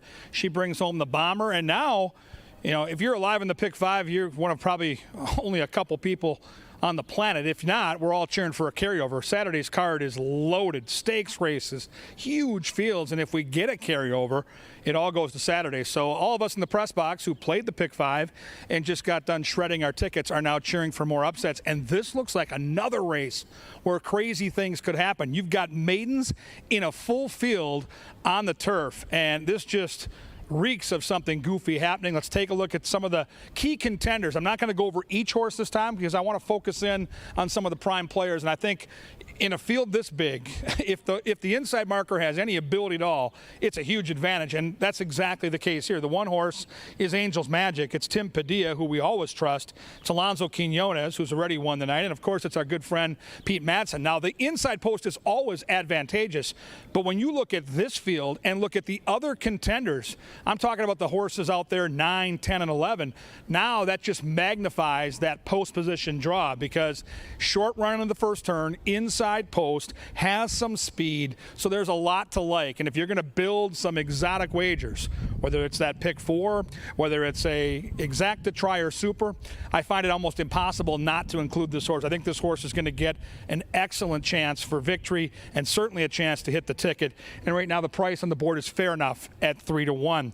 Let's talk about some of those outside horses. Let's take a peek at maybe the key contenders to the outside because those post positions are exactly the opposite. These horses are going to have to overcome what could be a difficult journey, and you have to factor that in when you're handicapping a race. A field this size, let's talk about the 11 horse. A horse that's never raced before, just workouts. Very difficult task. We don't know what this horse is going to do. The bloodlines are good. The trainer's really good. Jockey's been bringing in horses all summer, so the connections are fine. It's just the post position is just nightmarish. So we'll see what that horse does as now the horses will come out and we'll get a good look at the body language and how they're behaving. These are maidens. They're looking for that first win, so you can get a little window into how they're looking out here and how they're behaving in front of the fans from them for the first time. So that 11 horse is intriguing, but it's a really difficult post to win from. The 10 horse is the horse that Angela Herman likes, and she has literally been on fire here the last 3 or 4 days of racing. And this horse, to me, third off the layoff, has enough natural speed to maybe overcome that post. You get the morning line at 4.5-1. You say, okay, yeah, I get it. Then you look up right now and see 10-1. You know it's Mac Robertson. And you get Jermaine Bridgemahan on the jockey chains, who's very good. So off Angela Herman's tout, and now 11-1. Okay, now you've got a long shot you can use in your exactas and tries along with that one, and let's pump it up around here. I like the 9. 9 is my top pick in the race, and this horse is 3-1. If you haven't been to Canterbury this year, then you probably haven't seen it. But if you've been here and you've watched our turf racing, you know that Joel Burnt and Luis Fuentes are over 40% together on the turf. In a game where 10% is considered a good thing on the connections, they're at over 40%. Luis Fuentes has been so good on the turf, and he's riding for a guy that just knows how to train fair and square. 9 looks the part down here right in front of me right now. Ears are up, good-looking coat, good-looking racehorse, and I think that if this horse can get out there and feel good on or near the lead, I think the 9's going to be tough to beat. I think there are some potential long shots to use with it. I mentioned that Angela likes the 10. I think the 11's intriguing, but then let's talk about some horses that can kind of clomp in there, because the one thing I can tell you, the 9 and 10 both have speed. The 12 has speed. The 1 has speed. Well, if they go out there and go quick, we just saw a closer take advantage of a hot pace and pay boxcars. Is there another horse like that? Maybe it's the 3, Fly with Class. Crystal Conning has brought in some big prices. This horse figures to get a ground-saving trip. The pace figures to be hot. The horse looks good down here. Now, when I originally handicapped the race, this was not one of my top contenders, but now as I see the horse out here, compact little horse, good long shot jockey, yeah, I'm going to mix the 3 into my tries and supers for sure. The other horse that's intriguing to me is the 4. I'm not sure about the turf, but I trust Nevada and I trust Harry Hernandez, and this is another horse that figures to get a pretty good stalking trip. What a great field this is. Maidens, 1 mile on the turf. These are Minnesota breds, the hometown horses. We just saw chaos to start the pick 5. Will we get more chaos here to start the late pick 4? Who do you like? I'm on the 9. Looking good out here in that familiar jacket of the Lothan box. It's race 4. It's turf racing, and it's fun and games like no place else. Right out here at beautiful Canterbury Park.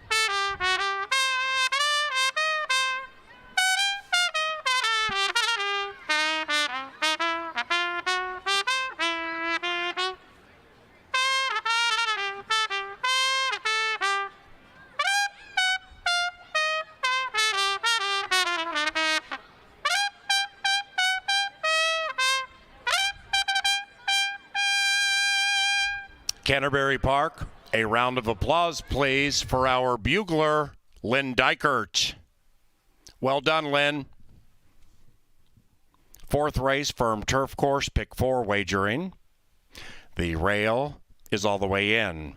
Scratch number 8, Pirate Bird, and 10, Dynamometer, is ridden by Jermaine Bridgemahan. Post time in 5 minutes.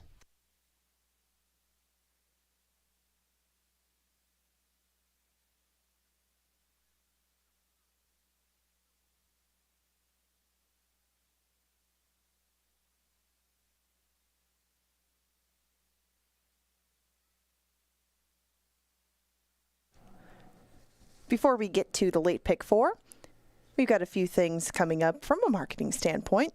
Some events coming up at Canterbury, both musically and with exotic animals.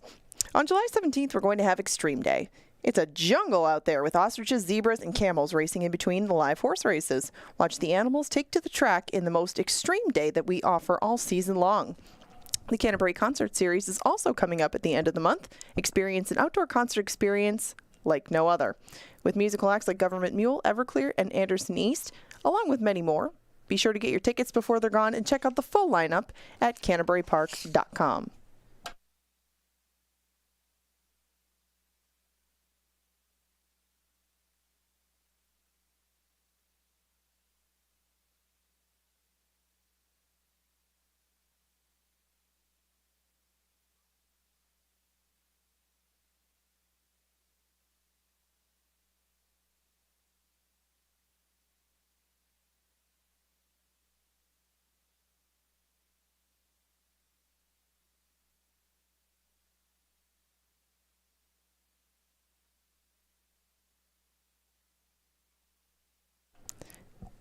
We're now 4 minutes away from the late pick four. And boy, one of the participants in my pick four ticket just looking rather rodeo-like out there. Fly with Class getting kind of spunky out on the main track. This is the first leg of it, and I did use a few of them, including Fly with Class, who you just saw on the screen, along with my top two selections, Dynamometer, and That's Not Funny. Two of them very good prices, and the other one your favorite. I'm kind of surprised at that, but not surprised to see either of the Lothenbach horses taking some money. I just thought the Dynamometer would take a little bit more. Jermaine Bridgman is aboard him, and he gets back to the turf, and that was the site of one of his better races. It was against Open Company last year, and he managed a good third behind a horse you might know named Ben's Malice. Yo Dog was in between those two, but Dynamometer ran pretty well on the front end. I think that he has enough speed to get himself inside from that 10 draw, and he's very fair value right now on the board at 12-1. Kind of surprised. For a barn that's stepping him back up after risking him for a tag last time, there's got to be something more than what we've seen thus far from Dynamometer. Now moving on to race number 5, I used a couple of them in there, 6 and 7. Little Luna and Exodus and Hope were my two original selections in there. I was taking a stand against Lake Lady, who did scratch a little bit later from these. Little Luna is kind of an interesting item because she raced against Open Company at Prairie Meadows a month ago. She didn't show too much there, but the barn sent out a big upsetter yesterday in the maiden claiming ranks named Casey's First BMW. Now they put her in for a $40,000 tag. This one's in for $7,500. Maybe not as much here, but there were some good works. I mean, there were 9 that she put in leading into her maiden 5th place finish. She's worked since that time. They put blinkers on her, and Little Luna is just a new entity in a field with some horses who have seen each other before and lost pretty bad in the past. But Exodus and Hope does have a touch of speed to her, and she can pass horses too. I mean, she's the most logical alternative if Little Luna does not fire. Now moving on to race number 6, we go back to the turf. I just used Loring Park and Gabriel's Legend, who we just talked about in the angle. These two, I wouldn't say traded jabs. I mean, Loring Park has got the better of Gabriel's Legend in their first 2 starts that they've faced off this year. But Gabriel's Legend, I think, will get better as it goes on. I'm not sure I can say the same for Loring Park. There's a lot of seconds to go with that one win, whereas Gabriel's Legend hasn't had as much experience over the turf. The price is going to be a lot better there, too. And that is my top choice in race number 6. The 7th, I went 1, 8, and 6. Sorry, 1 at 6 and 8. Couple of rider changes in there. This is one of the more wide open races in the card. So if you wanted to add somewhere, it would probably be here, and I wouldn't blame you at all. Rocked His Way was my top choice in there. He was going to be set to be reunited with Alex Conchari, who knows this horse quite well, but Bridgman picks him up as well. And hopefully Rocked His Way gets along with him the way that he gets along with Alex, because this horse does like this turf course, drew a little bit further outside, and should find himself, I would guess, in a better spot from start to finish. That ticket, not too bad. I mean, it'll cost you $18, but when you see some of the payouts that we've had today, that's not that much. You have 1 minute to make those late pick 4s if you'd like to do so. Remember, we have a pick 4 coming up in all of our quarter horse stakes action later as well. This one is headed to the gate shortly.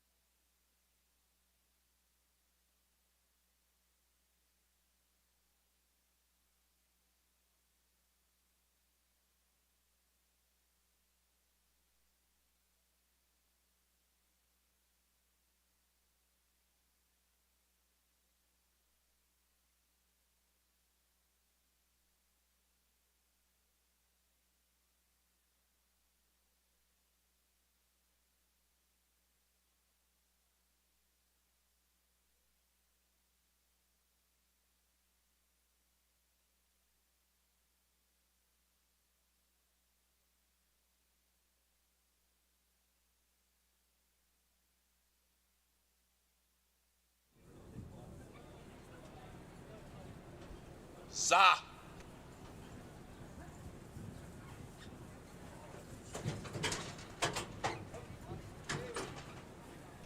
They've reached the starting gate, and it is now post time. We welcome those with the SAP America customer event. Our featured group for race number 4. And we have a cast of Minnesota maidens. That's Not Funny is 2-1. Stablemate Stagecoach Boys. The Kitten's Joy Colt is debuting, 3-1. Angel's Magic is 3-1. That rider's looking for a triple. Second leg of the 50-cent pick 5 with the nation low 10% takeout. And the first winner in the pick 5 paid $72.80. Big fields, big payoffs, big league racing here at Canterbury Park. One out. Speedy Daredevil, bookends, stablemate, Angel's Magic. That's Not Funny, 2-1. Angel's Magic, 2-1. Daredevil's in. Here they come. And they're racing. Maidens on the turf, and LL's Classy Dude was off a bit slowly. Swift beginning for Option, who opts to show speed. Fly with Class at 50-1 just to the inside. And after that, Angel's Magic cuts the corner coyly 2.5 lengths from the lead. After that, we come back to Dakota Knight in the turf debut and tightly around the first turn and had to check just to the inside of Dynamometer. Then we come back about 3.5 lengths to Minnesota Red, about 7-8 lengths off a fair early pace. That's Not Funny to the inside. Then we come to Slim Chance to the inside of Speedy Daredevil. Between them, the firster Stagecoach Boys, and LL's Classy Dude is 10 lengths rearmost. And now they have a half mile to go, and the Minnesota Maidens are beginning to clump up around the lead. On the inside, it's Option by an inch. Angel's Magic applies pressure. Outside of that, That's Not Funny goes for a mid-race move, and that one is about a length clear from Minnesota Red. Behind that, Dynamometer making a move 5-6 lengths out of it to the outside of Fly with Class. Then we come to Dakota Knight, Stagecoach Boys running on but far out of it to the inside of Speedy Daredevil, and they're chasing Angel's Magic and Option. Outside of that, That's Not Funny, Minnesota Red on the far outside, and Dakota Knight at 17-1's making a bold move to the inside, but here comes That's Not Funny, giggling right by Angel's Magic. That's Not Funny strides away to victory. 9-1-4 in race 4.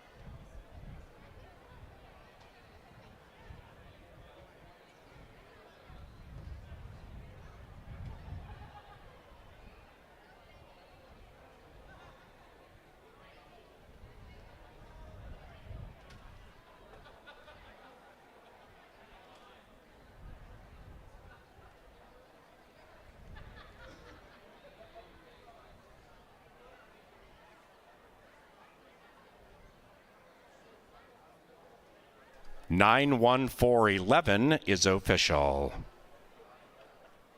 10-cent superfecta, $17 and change. 4-9 double from that Cat Bedford upsetter, $367. The pick 3 on races 2, 3, and 4, $380 for 50 cents. The post time pick 4 paid $1,831, exacta nearly $7. The 5th race takes us back to a fast main track. Scratch numbers 2, Lock It Down, and 8, Lake Lady. Number 5, Rose Hill Road, is ridden by Constantino Roman. Race number 5 is provided by Pepsi, the official soft drink provider of Canterbury Park. We also thank the Minnesota Lottery for 2022 sponsorship. We have a lottery booth here at Canterbury on track level. Once again, Bo Diddley's Deli Sandwich Shop, now open, where we used to have the old cantina. That's track level, across from Cutwater. Bo Diddley's, level 1, with delicious subs, salads, and other deli specials from a local favorite. Bo Diddley's. Stop by, get a sandwich. Good evening.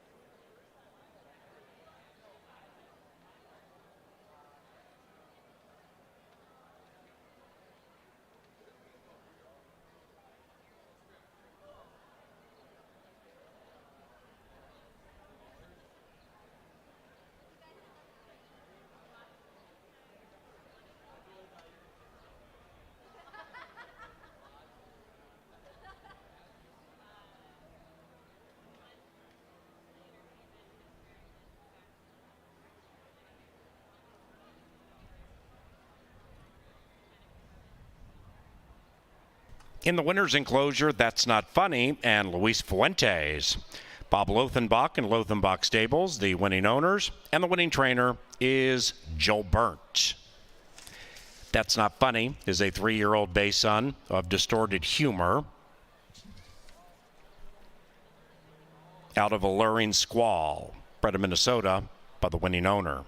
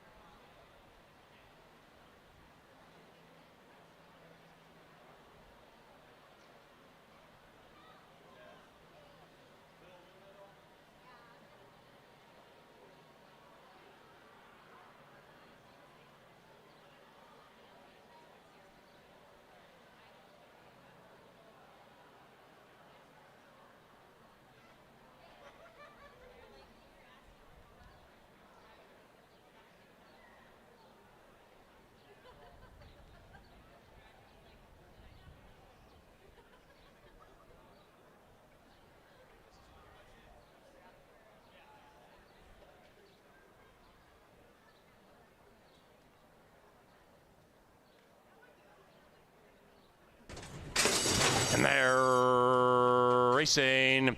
Maidens on the turf, and LL's Classy Dude was off a bit slowly. Swift beginning for Option, who opts to show speed. Fly with Class at 50-1 just to the inside. And after that, Angel's Magic cuts the corner coyly 2.5 lengths from the lead. After that, we come back to Dakota Knight in the turf debut and tightly around the first turn, and had to check just to the inside of Dynamometer. Then we come back about 3.5 lengths to Minnesota Red, about 7-8 lengths off a fair early pace. That's Not Funny to the inside. Then we come to Slim Chance to the inside of Speedy Daredevil. Between them, the Firster Stagecoach Boys, and LL's Classy Dude is 10 lengths rearmost. And now they have a half mile to go, and the Minnesota Maidens are beginning to clump up around the lead. On the inside, it's Option by an inch. Angel's Magic applies pressure. Outside of that, That's Not Funny goes for a mid-race move, and that one is about a length clear from Minnesota Red. Behind that, Dynamometer making a move 5-6 lengths out of it to the outside of Fly with Class. Then we come to Dakota Knight, Stagecoach Boys running on but far out of it to the inside of Speedy Daredevil, and they're chasing Angel's Magic and Option. Outside of that, That's Not Funny, Minnesota Red on the far outside, and Dakota Knight at 17-1's making a bold move to the inside. But here comes That's Not Funny, giggling right by Angel's Magic. That's Not Funny strides away to victory. 9-1-4 in race 4.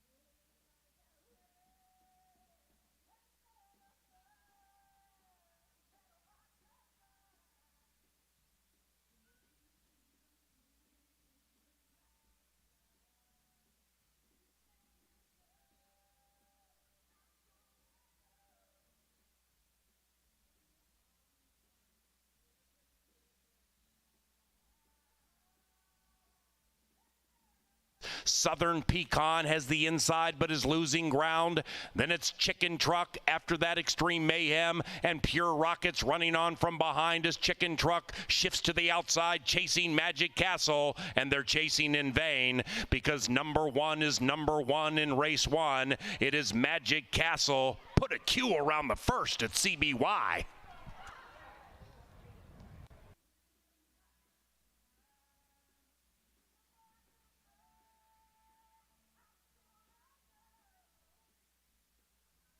So is Silver Dash, Candy Wampus, and also Twilight Liaison. In fact, they're all clumped together, and here comes Candy Wampus with a big-time rush on the outside. Candy Wampus from last up to third, second, first, and attempting to go to the winner's circle, battling it out with fellow gray Silver Dash, but it's Candy Wampus to win. One's wild in the double. It was swept by the Q.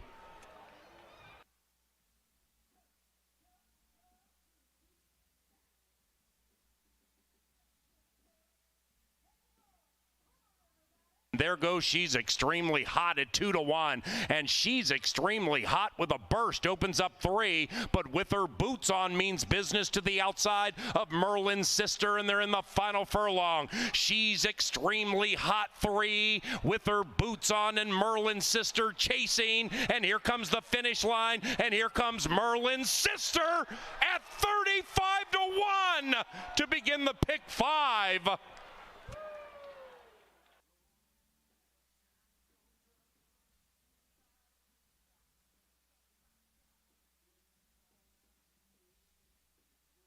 It to the inside of Speedy Daredevil, and they're chasing Angels Magic and Option. Outside of that, That's Not Funny, Minnesota Red on the far outside, and Dakota Knight at 17-1's making a bold move to the inside. But here comes That's Not Funny, giggling right by Angels Magic.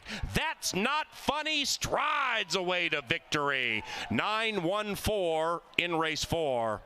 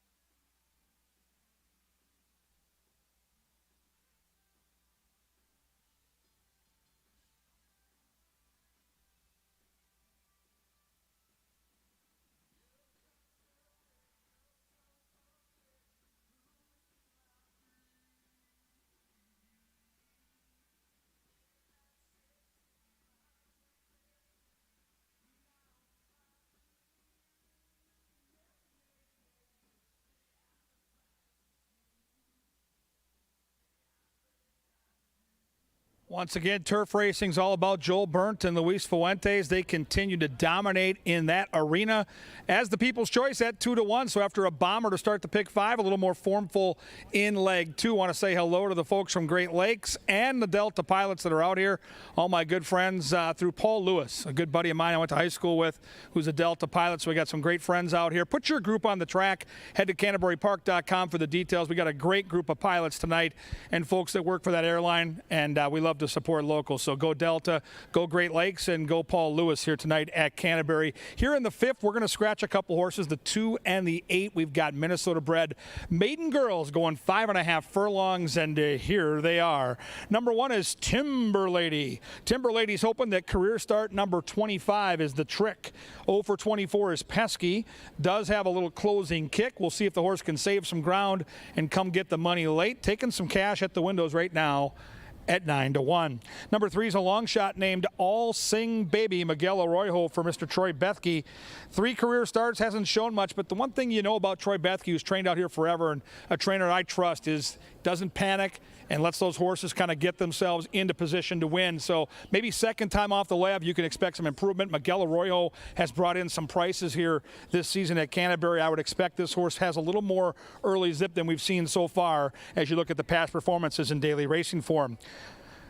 Barry Bethke also has the 4 horse, a little bit Alexis. Zeke Laura, another good long shot jockey here. Another horse second time off the layoff, looking to improve sharply. I'll say this, the 4 makes a real nice impression right in front of me. Good muscle, good looking coat, nice arch neck. Some of the things I look for as I come to the paddock and see what these horses are behaving like. 5 took the early money, opened up as the heavy favorite. It's Rose Hill Road.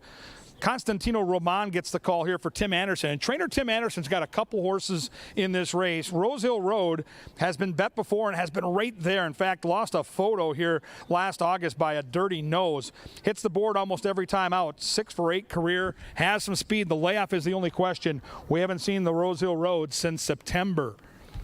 Next in line is the 6, Angela Herman's tout, Little Luna, Alonzo Quinones for this horse. And we've seen Tanner Tracy pop as recently as a couple nights ago. The blinkers go on, a good workout in from Iowa, and a horse that looks solid down here at 5-1. 7 is my top pick in the race. I'll be honest, lukewarm fashion, I've got the other Anderson horse.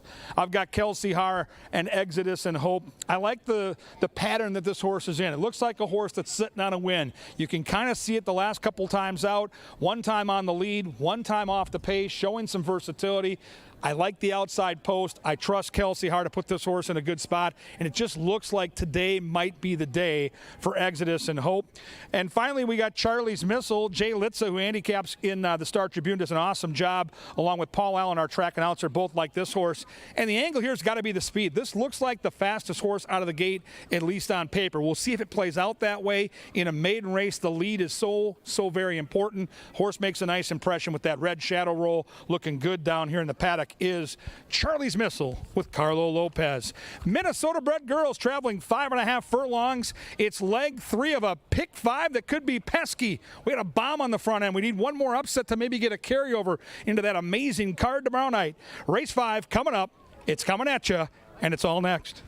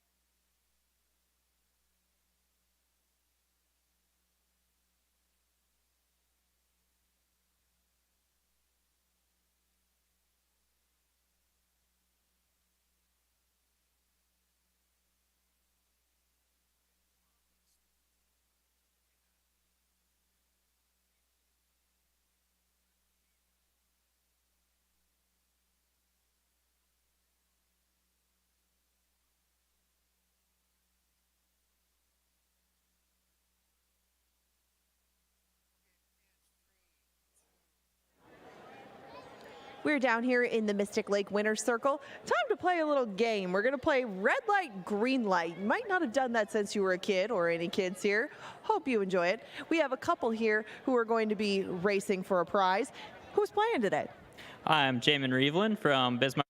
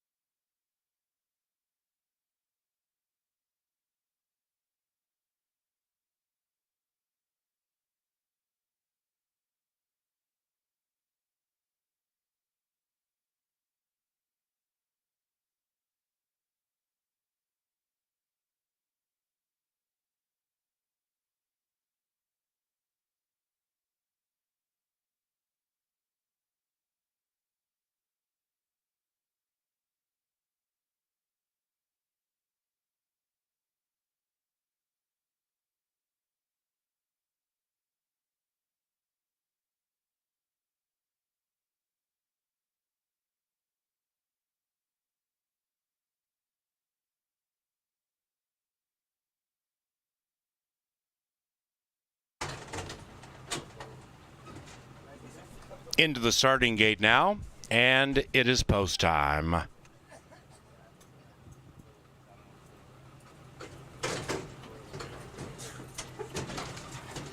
Rose Hill Road is favored at 6-5. Here is a little bit Alexis and Exodus and Hope.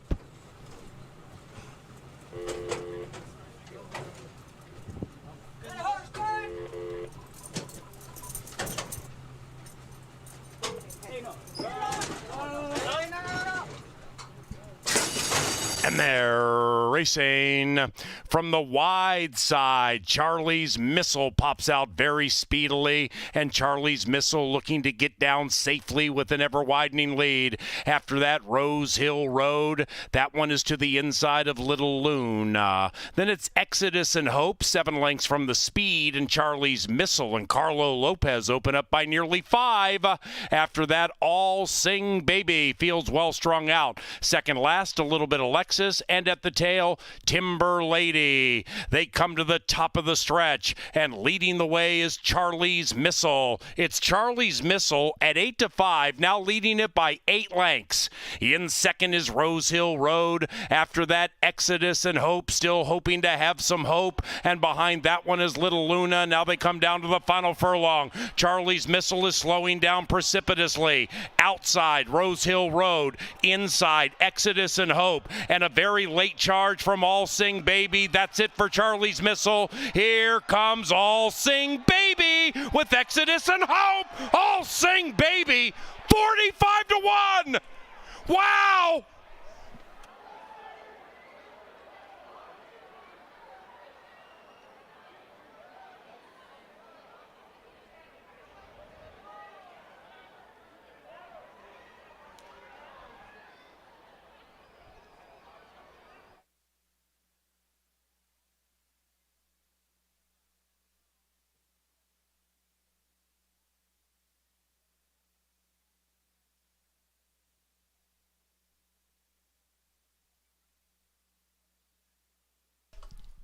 Photo finish.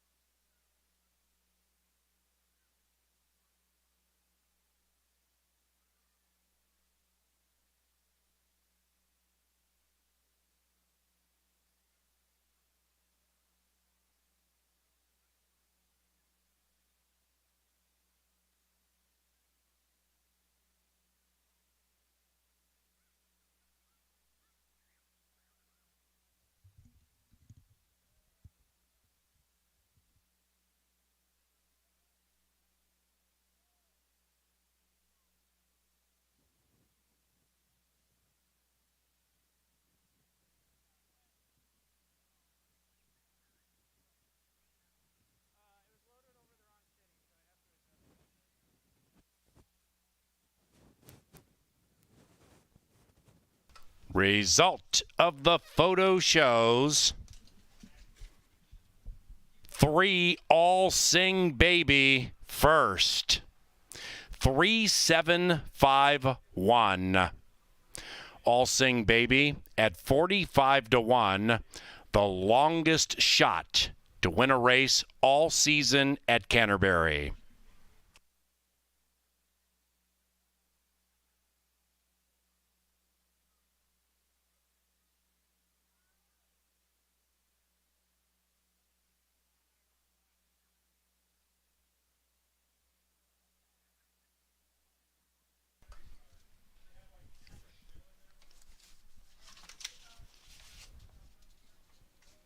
All Sing Baby in the winner's enclosure with Miguel Arroyo.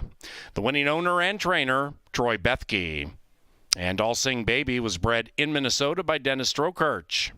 This is a 4-year-old daughter of Sing Baby Sing from the Giants Causeway mare, All in One.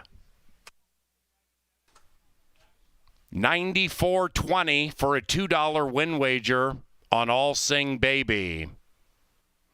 The 10-cent superfecta, $514. The 50-cent trifecta, $375, $723. The $1 exacta, $37, $544. Double, $75.80. The pick 3 paid on 2 of 3 winners. 2 of 3 winners on races 3, 4, and 5, 57 and change. So what's next? To a firm turf course. Scratch numbers 1, Color Me Legendary, and 12, Runaway Ready.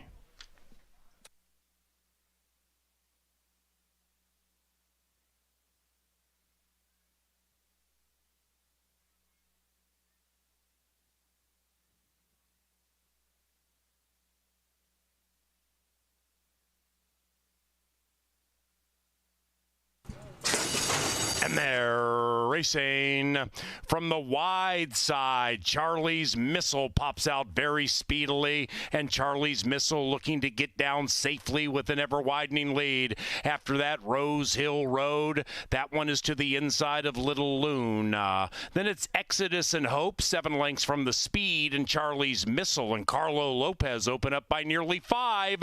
After that, All Sing Baby feels well strung out. Second last, a little bit Alexis, and at the tail, Timber Lady. They come to the top of the stretch, and leading the way is Charlie's Missile. It's Charlie's Missile at 8-5, now leading it by 8 lengths.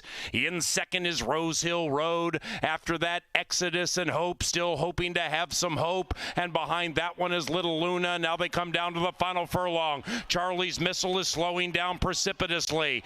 Outside, Rose Hill Road. Inside, Exodus and Hope. And a very late charge from All Sing Baby. That's it for Charlie's Missile. Here comes All Sing Baby with Exodus and Hope. All Sing Baby, 45-1.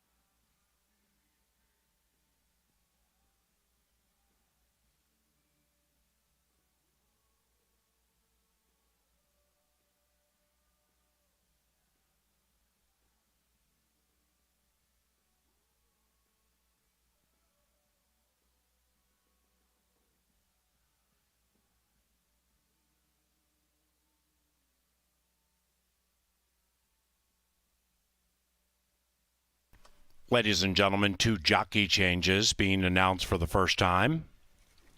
The first here is in race number 6. Number 2, Brother Harold, is now ridden by Miguel Arroyo. Arroyo rides number 2 here in race 6. And in the 7th race, number 12, Fayette Warrior, also ridden by Miguel Arroyo.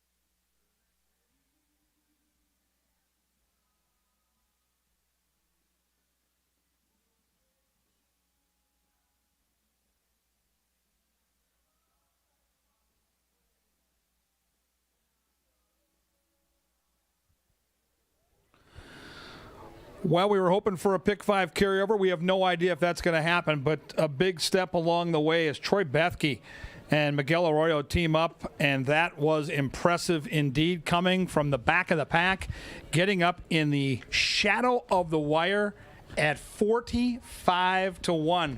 We've seen 2 absolute crazy bombs. Congratulations to my good friend Troy Bethke.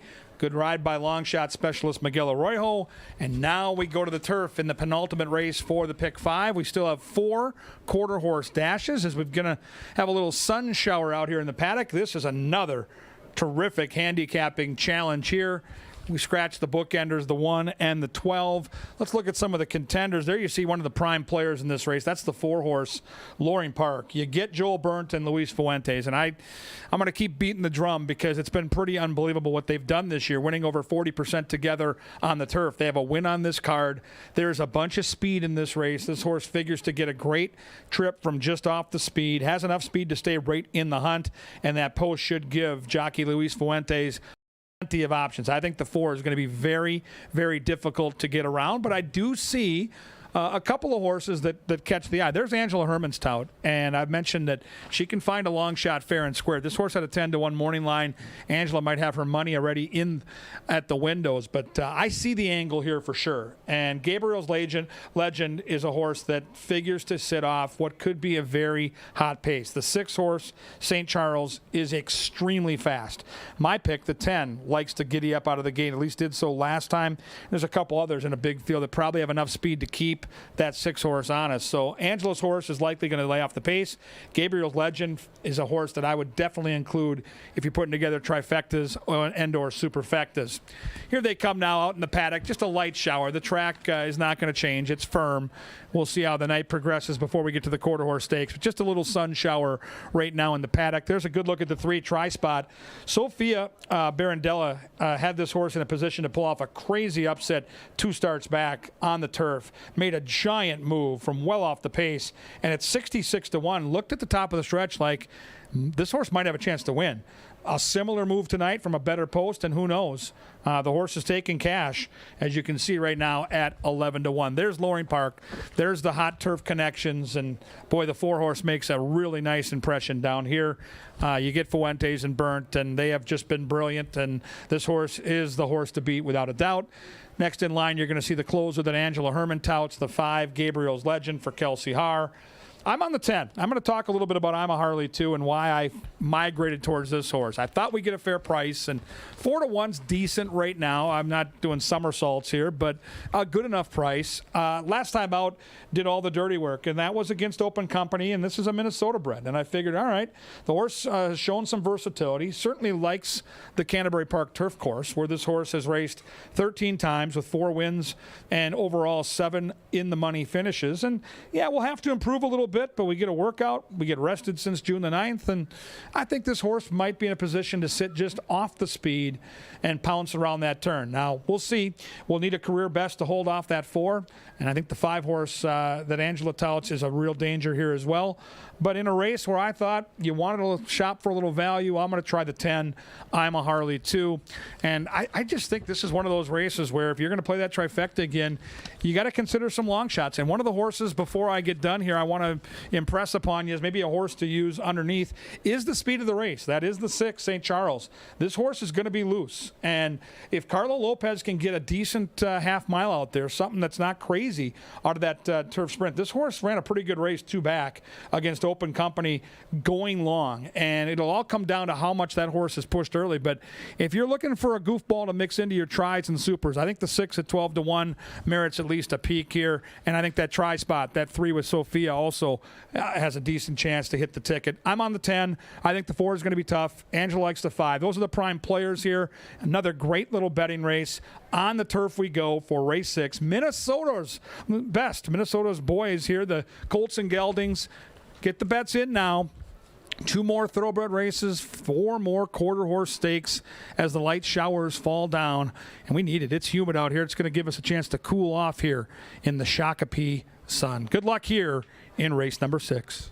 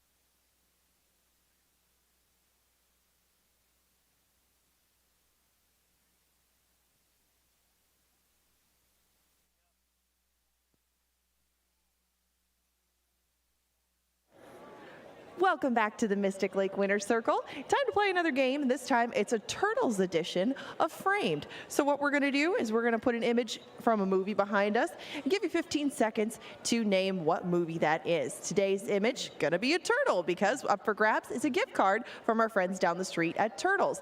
Now, who is going to be trying to identify this movie and or this turtle? My name is Ryan Holzum from Victoria, Minnesota. Okay, Ryan, and you said that you've been to Turtles before. Would you say you're more of a monthly visitor, a weekly visitor? Do they yell your name when you come in the door like on Cheers? How often do you visit? I wish it was like that. No, that's probably more monthly, but big fan of the Dream Burger. Great beer selection. Anytime I'm in Shakopee, try to hit Turtles up.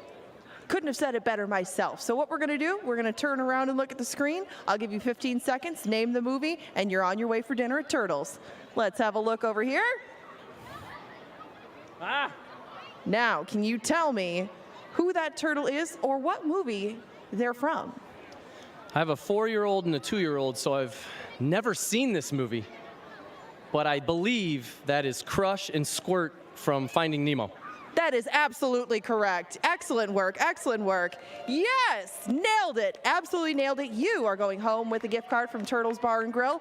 Enjoy your dinner over there. It sounds like you've already got everything picked out. Now I have one last question before we let you get dry. Do you have a horse that you like in the upcoming race? Oh, man. I usually let my 4-year-old pick the winner for me, and I haven't picked it yet. Well, then we'll leave that between the two of you. Good luck. You're already a winner. Enjoy the rest of your night out here at Canterbury. Thank you.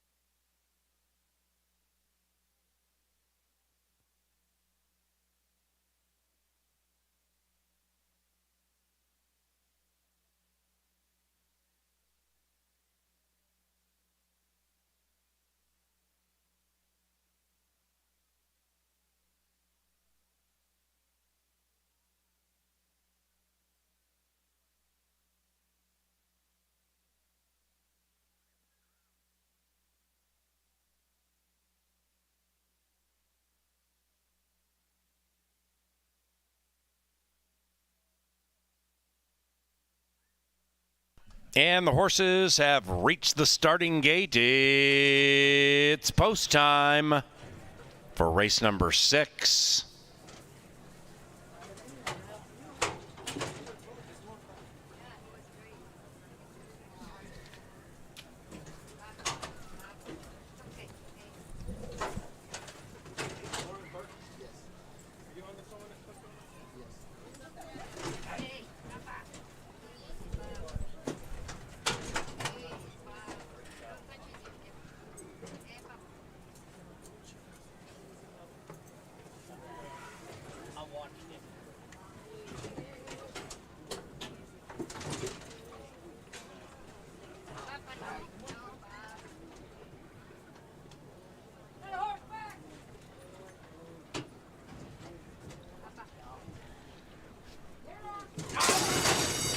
And they're racing. Turf time at Canterbury Park. From the center, St. Charles shows really good early speed. And at 13-1, St. Charles goes steaming away by 3. Close handy in tow now. Gabriel's Legend, very, very sharp in the early going. Bubba Bob lets the aforementioned Gabriel's Legend roll right by as the pace intensifies. After that, Brother Harold at 1,000,000 to 1, about 6 lengths from the lead. And then we come back 2.5 to Feeding Frenzy. Loring Park is a good 10 lengths from the lead and overtaken by Try Spot. Then it's about 3.5 back to Magic Revolution. And the one loping along in last is Direct Action. Up the barn side, less than 4 furlongs to go as we reach the midway point of the 2022 Canterbury season. The leader is St. Charles. St. Charles won from Brother Harold. Outside of that is Gabriel's Legend. Loring Park wide around the turn, but 5 out of it. Inside, Loring Park stablemate Feeding Frenzy, and between them is Bubba Bob. After that, Try Spot blocked right now and pinned in by I'm a Harley 2. Then it's a mile to Magic Revolution and Direct Action, and now they come storming down the Canterbury Park stretch, and up goes Loring Park with a sharp move. Try Spot's full of run next to the rail with nowhere to go. Outside, Bubba Bob is firing, and so is Feeding Frenzy. Feeding Frenzy 15-1 with Loring Park. They hit it together, and Feeding Frenzy talks all the trash around the shed row.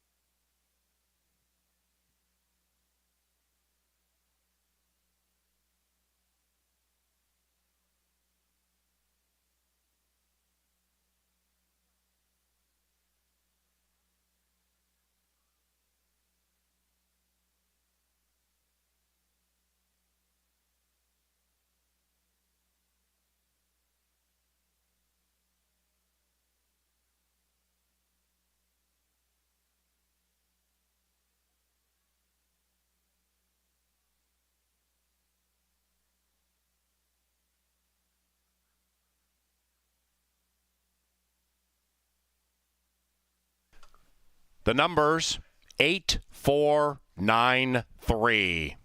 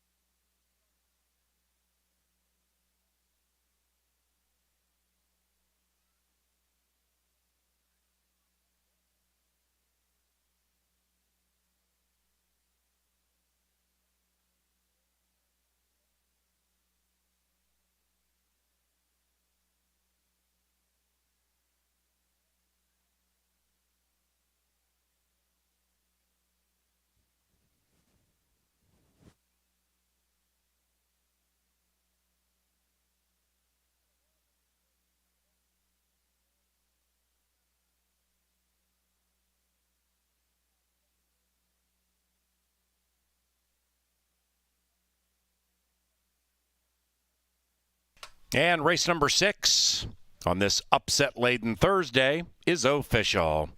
Feeding Frenzy paid $33 for a $2 win wager. The 10-cent superfecta, $237. The double, $539. The numbers were 3 and 8. The most recent pick 3 paid $1,022. Exacta 54. The trifecta, 849. 151.15.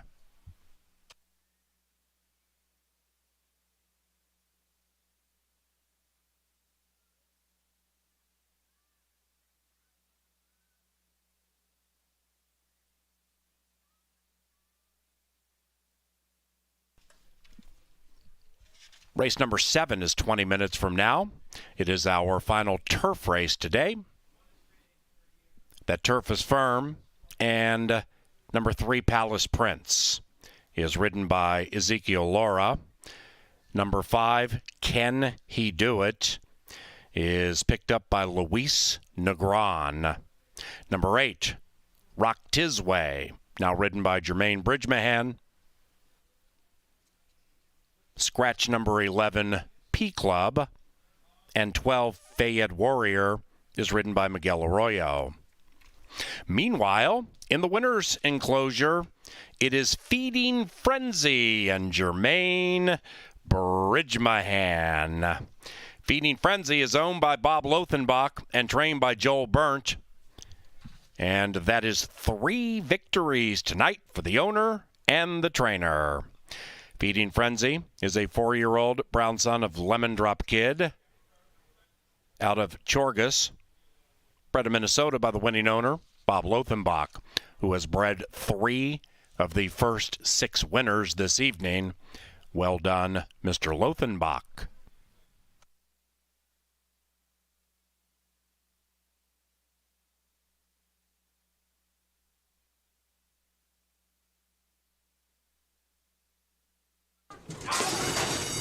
And they're racing turf time at Canterbury Park. From the center, St. Charles shows really good early speed, and at 13-1, St. Charles goes steaming away by 3. Close handy in tow now, Gabriel's Legend, very, very sharp in the early going.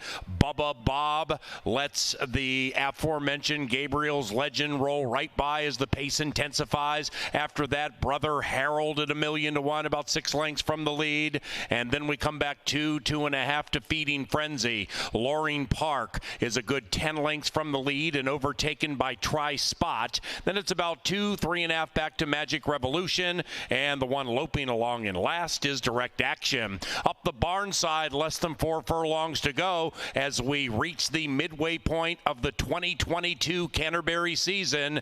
The leader is St. Charles. St. Charles won from Brother Harold. Outside of that is Gabriel's Legend. Loring Park wide around the turn, but 5 out of it. Inside, Loring Park stablemate Feeding Frenzy, and between them is Bubba Bob. After that, Tri Spot blocked right now and pinned in by I'm a Harley 2. Then it's a mile to Magic Revolution and Direct Action, and now they come storming down the Canterbury Park stretch, and up goes Loring Park with a sharp move. Tri Spot's full of run next to the rail with nowhere to go. Outside, Bubba Bob is firing, and so is Feeding Frenzy. Feeding Frenzy 15-1 with Loring Park. They hit it together, and Feeding Frenzy talks all the trash around the shed row.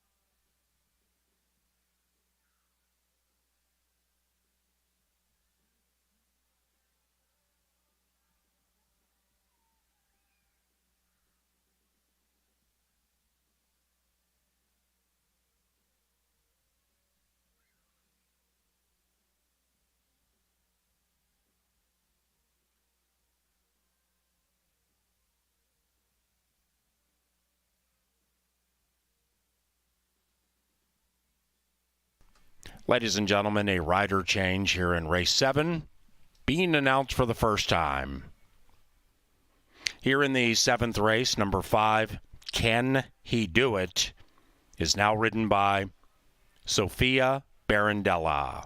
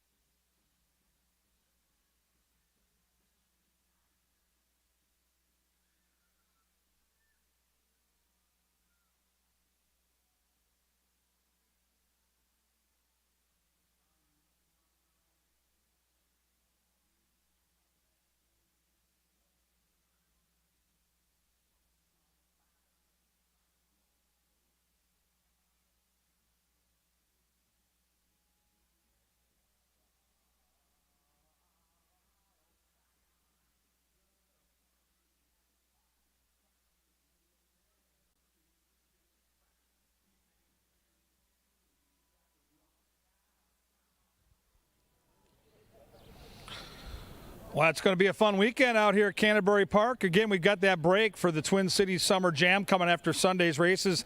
10 days off, but boy, Saturday night is going to be lit, as the kids say. Pick 5 carryover stakes race bonanza, huge fields. get that daily racing form ready to roll, get handicapping tomorrow, Saturday night, we ride. It's going to be outstanding. And you can build your bankroll for that pick 5 by betting this turf race and then those 4 quarter horse stakes races we still have coming. This card's got plenty of punch still to offer. And this looks like a really, really fun race to not only handicap, but to watch unfold. It's a full field of turf sprinters. We heard that late jockey change on the 5, Sophia Barandella. Let's start with number 1, May We All. This is a Minnesota bred facing Open Company. The first thing that caught my eye is Harry Hernandez shows up here. And Harry Hernandez is a guy that brings in horses, whether they're big prices or not. The fact that he's riding alone is reason to give this horse a peek. Minnesota breds 10-1 up on the board. Number 2 is Big League Benny for Bernell Roan. Luis Valenzuela gets the call now. Not a lot of turf form, but if you go back and look at that race at Remington back in last summer in August, that horse ran a 66 fig. That figure probably puts the horse in the mix here. So Big League Benny likely going to be charging from the back of the pack. We've seen long shots all night long. Maybe that procession will continue right here. Number 3 is Palace Prince. Put Zeke Lara in the saddle. Second time off the layoff. Sneaky good fourth behind the lone speed horse, Ray's Angel, who might face a little more pressure this time around. Number 4 is one of my all-time favorite horses out here. This is Giant Gamble. Now, you look at the past performances this season, and probably not his best work yet, but he's one of those older horses that when he's right and he fires his best, look out. Maybe he'll do that tonight. He's a 10-year-old, such a cool horse. 11 wins from 66 starts. I'm always cheering for Giant Gamble, who right now is going to pay a giant price. He's 17-1. 5 is Catching the Eye down here in the paddock. Good energy for this horse in from Colonial. And this horse last time out flashed a lot of speed. Now that's on the dirt. The turf form is cloudy. That's in Columbus, excuse me. And that turf Tomlinson's at 186, so not a lot to go on other than the fact that the horse makes an impression and does have some natural speed. 6 will be my top pick in the race. This is Outrun the Posse. Good turf starts here at Canterbury. Ran into Optimal Courage last time. That horse is razor sharp right now. I'll give the 6 a try at a square 5-1. 7 is Hurt So Good. Roman gets the call for Mac Robertson. 2 wins from 6 starts on the Canterbury turf. Second time off the layoff. Big time speed figures and certainly one of the major players here in this race. 8 horses Rock Tis Way. Jermaine Bridgemahan off that great ride last race tries to back it up on a horse that last time out ran 6 but did have trouble. In fact, last 2 starts this horse has had just really difficult trips. Jay Litza from the Star Tribune and Angela Herman, both very, very astute handicappers, love this horse tonight. So keep that in mind. I like to mix long shots like this one into the exotics. If you're playing a trifecta or super, give Jay and Angela's tout the 8 a long look. Number 9, Ray of the Sun. Ryan Kenny gets the call. Crystal Conning in the saddle. Optimal Courage last time was just a little too good, but this horse ran second. Optimal Courage would be odds on against this field. On that angle alone, you can include the 9 in there to big number. That number is 15-1. Wow. Troy Bethke already brought some fireworks to the card tonight. Now he's got one of the favorites. He's got Ray's Angel, another Minnesota bred with Carlo Lopez. Good looking horse down here. Lots of early speed. We'll see if the horse can use that outside post to the advantage, track, and then try to trounce in the stretch. We scratched the 11. We moved to the 12. It was a big number. It's Fayette Warrior, Alonzo Quinones for Troy Bethke. Another Bethke charge. Another horse that would be boxcars on top for Mr. Bethke. What a race. What a handicapping challenge this is. We're just trying to sharpen our tools and get ready for Saturday night. A Saturday night in the park that offers a pick 5 carryover. Build the bankroll with a turf sprint right here. Who do you like? A wide open affair. I'm going to try a 5-1 shot here. I'm going to see you getting that 6 horse home. They're onto the track. Time for the call to the post. Don't get shut out.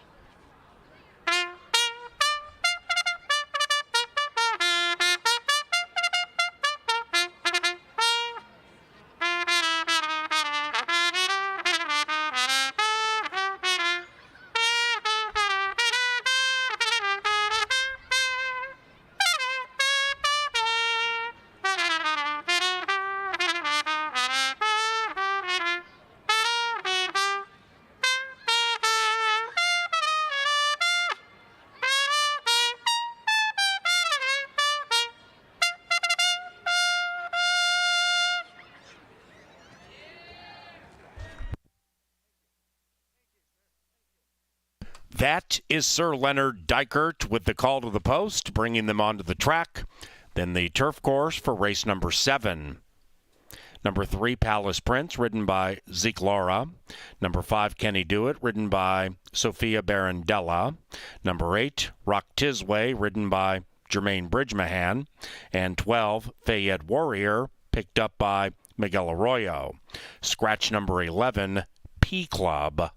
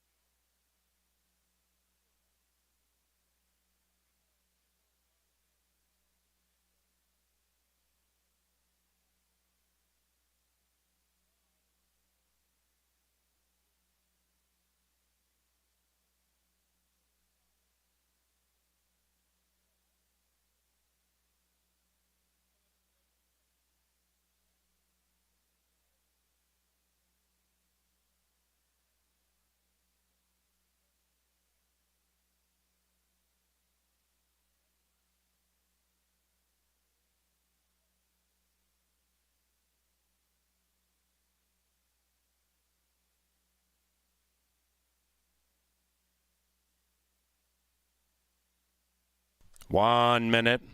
Ladies and gentlemen, we have a puzzle derby August 6th and 7th. If you are a puzzle pro and or jigsaw warrior, assemble a 500 or even 1,000 piece horse puzzle with your team for a chance to win fantastic prizes. It is a puzzle derby August 6th and 7th. CanterburyPark.com to sign up.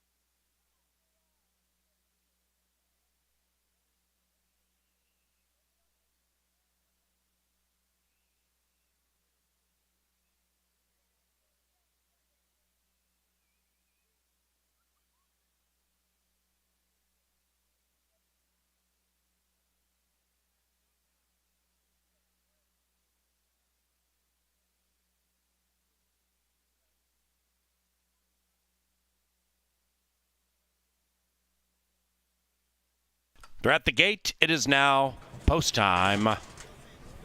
You see those pick four payoffs, or you did on TV monitors. Best of luck if you're alive for one of those.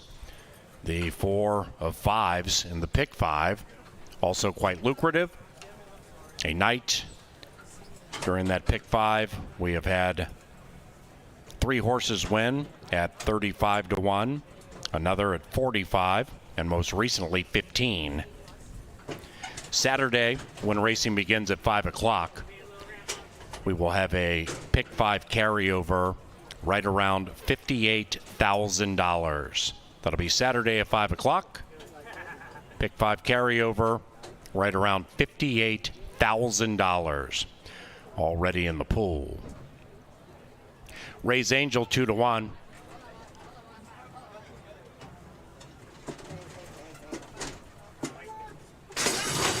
And they're racing. Palace Prince was off a couple steps slowly, and from the wide side, flashing speed is Ray's Angel. Inside of that, the 10-year-old Giant Gamble, and between them is Hurt So Good. Even farther out, Fayette Warrior on an upset-laden Thursday. This one at 16 to 1 fires up to a joint second. After that, May We All losing ground and overtaken by Ray of the Sun. That one is about 7-8 lengths from the lead, with 8-year-old Outrun the Posse, who just checked a bit. Then we come back to a recovering Palace Prince, to the inside of Kenny Do It in the turf debut. Behind them, Big League Benny, and in last is Rocked His Way. Up goes Ray's Angel, spreading the wings and trying to fly away. Ray's Angel from Hurt So Good, and it's Ray's Angel very, very impressively. 10-7-1 in race 7.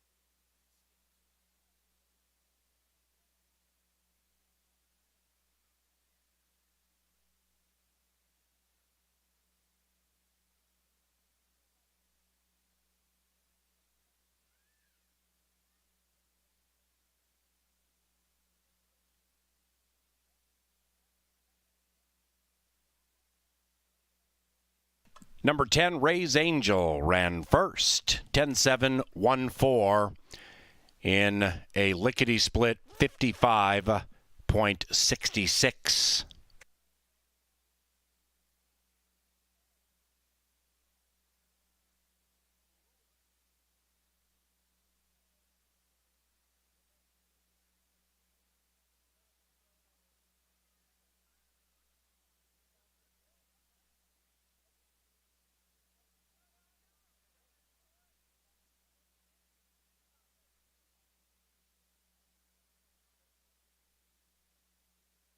Race 7 official, exacta $13.70, trifecta $50.60. Pick 5 carryover, $58,081. That's into Saturday. Superfecta paid nearly $95, 8-10 double, $51. The pick 3 on races 5, 6, and 7 paid $1,599. 4 of 4 in the pick 4, $6,182. 4 of 5 in the pick 5, $3,226. Race number 8 is the Canterbury Park Distance Challenge. Part of a series of back-to-back-to-back stakes races this Thursday evening at Canterbury Park. Number 4, Jessup V, ridden by Nick Goodwin. 20 minutes from now.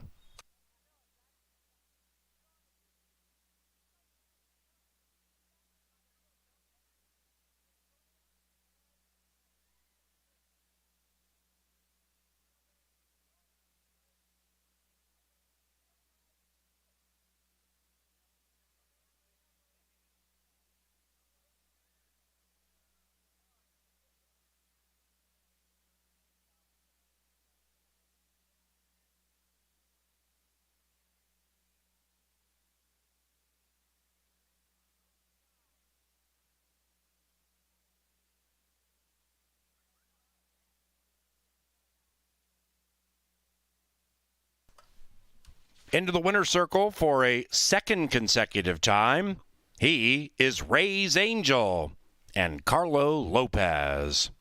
The winning owner, Miss Karen Offerman. And winning his second race tonight, trainer Troy Bethke. Ray's Angel is a 7-year-old brown gelding by Keela out of Angel and Lace. Bred in Minnesota by North Star Stables. Once again, ladies and gentlemen, Saturday, bountiful pick 5 opportunities with a carryover pool of $58,081 already in the pool. Racing Saturday at 5 o'clock.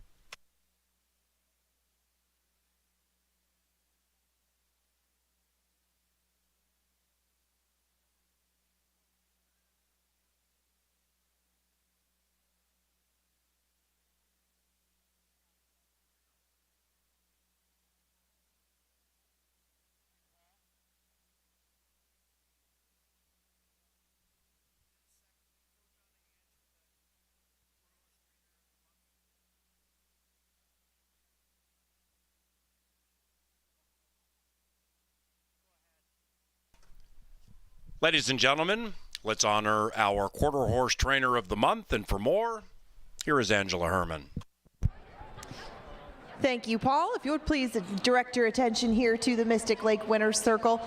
Paul Ludeman, Vice President of the Minnesota Quarter Horse Racing Association, is presenting the award for June winner of the MQHRA Trainer of the Month to Jason Olmstead. Joining Jason and Paul down here is Mark Pollock, General Manager of the Muddy Cow, proud sponsor of the Quarter Horse Trainer of the Month. Jason won with 9 of his 34 starters in June, including the North Star State Derby with Relentless Legacy and the North Star State Futurity with Beep Beep Rev Rev. This weekend, Jason and his wife Amber will be inducted into the Canterbury Park Hall of Fame. All of us at Canterbury Park and over at the Muddy Cow congratulate Jason and his team on these accomplishments, and we wish you a very happy weekend and induction into the Hall of Fame.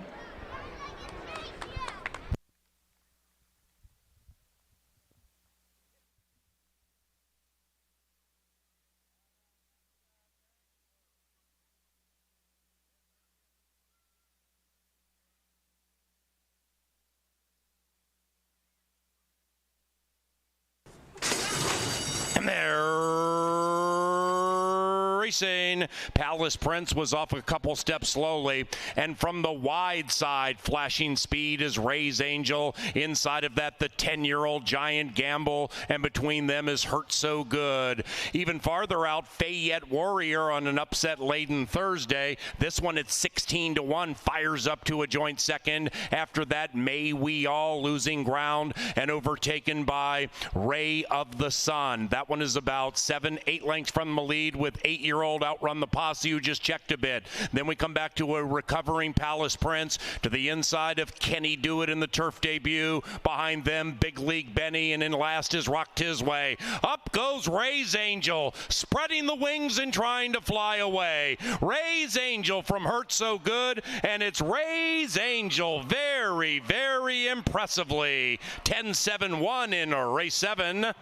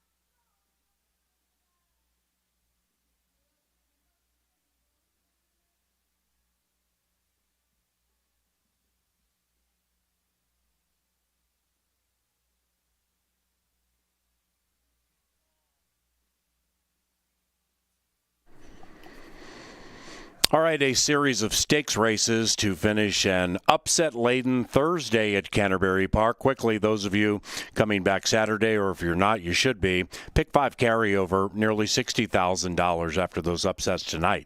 So let's get to the quarter horses and begin with the 11th Canterbury Park Distance Challenge. This is interesting in that Cold Brewster, number 5, and Faster Than Hasta, number 3, that's an 8-year-old. They both ran in this race last year. Faster Than Hasta went off favored and didn't run very well. Cold Brewster had a very, very bad start and recovered to get third. And Cold Brewster comes here from the very well-respected Remington Park in Oklahoma City. That one currently is 5-2. Faster Than Hasta is 5-2. And KG, fastest leader, is currently favored at 2-1 on the inside. Should we expect these upsets to continue through the quarter horse stakes racing? Yeah, PA, great question. We've seen so many upsets tonight that led to that pick 5 carryover you referenced. First of 4 stakes races, we're going to have a couple of giant favorites in the middle of this 4-horse, quarter-horse bonanza, this 4-race bonanza. The one gets the post position edge, and I've always thought in these quarter-horse races that go kind of around a turn, a hook race, as Dark Star used to call it, post position really mattered, and so did early speed, and it looks like the one's got that. Now, the one has been racing at Energy Downs and facing softer competition. That's the negative. The positive is this horse has been in crush mode. Last time, winning by 3 lengths, the horse has won 3 races in a row and is a nose away from winning 4 in a row. So, yes, the one's a big-time contender. I think that horse is going to pop out of the gate and be the one to catch. And from the inside, I mean, every opportunity to win this race. The 2 is the question mark for me, and this is a filly in against the boys, which is fairly standard in quarter horse racing, but has never been around a hook. This is a horse that's only run the straightaways, 1 career start at 350 yards. So really difficult to try to figure out what this horse will do here at 870 in the distance challenge. Horse likely has some speed. You get Kelsey Haar. She's brought in some prices this year, but really the wild card to me in the race is Lotta Lookin' PYC. I'm going to go back to the 3 that PA talked about. The beaten favorite in this race last year, that was a muddy track, and maybe the fast track will make the difference. We get third time off the layoff. We get Stormy Smith, who won a quarter horse stakes race last night and recently went into the Prairie Meadows Racing Hall of Fame. And this is a horse that's 1 for 14 at Canterbury. So, a little pesky, but 5 second place finishes. And, you know, the 5 is certainly the horse to fear, but the 3 has the better post, and I think the 3 has enough speed to sit right off the 1. So I think that's an advantage here, and we'll see if Stormy can take care of business right now at 3-1. Number 4 gets Nick Goodwin. This is Jess Up V in from glitzy Remington Park. That's a great quarter horse spot, and you look for horses that have done well at this distance at 870. 4 starts, 2 wins, and a third. So certainly capable tonight, and you get 6-1. Here's the horse to beat, looking really good in the paddock too. Love what I'm seeing from number 5. Got the ears up north and south. The horse has energy, but not too much. And that is the 5, Cold Brewster, who I think, again, when you face grade 1 competition like he did last time, this is a significant drop in class. The regular rider is here, which is a huge positive indicator, and the horse should have a good foundation. You know, this horse already has a bunch of starts this year, 5 starts with a couple of wins. So if you're going to do a pick 4, I don't know any way you can't have the 5 on there. I like the 3 in lukewarm fashion, but certainly have to respect Cold Brewster, who will be a major threat when they turn for home. Outside, another maiden and another filly taking on the boys. Luis Valenzuela is high on America for Ed Ross Hardy, Canterbury quarter horse legend as far as training goes. So if Ed Ross Hardy puts a filly in here that's only had 1 chance at 870 and ran an okay 5th, I have to pay attention, because Ed Ross Hardy forgot more in his sleep than most people know about training horses. So I have to give this horse a peek. The horse looks good down here in the paddock, and hey, it's Ed Ross Hardy at a price. Jeff Madej taught me enough to know not to overlook that horse in a stakes race for that trainer. So interesting race. Love a hook race. We don't get a lot of these here at Canterbury, and it's the first of 4 stakes races, and you can play a quarter horse pick 4. Why wouldn't you? We just saw a pick 5 that was impossible. Maybe we'll get some more upsets, and you can make a lot of money here tonight and come back Saturday and play that pick 5 carryover. It is the Canterbury Park Distance Challenge with a purse of $20,000. They're going 870 yards. Who do you like? Get your bets in right now and get ready. It's a quarter horse bonanza. 4 stakes coming up, coming at you next.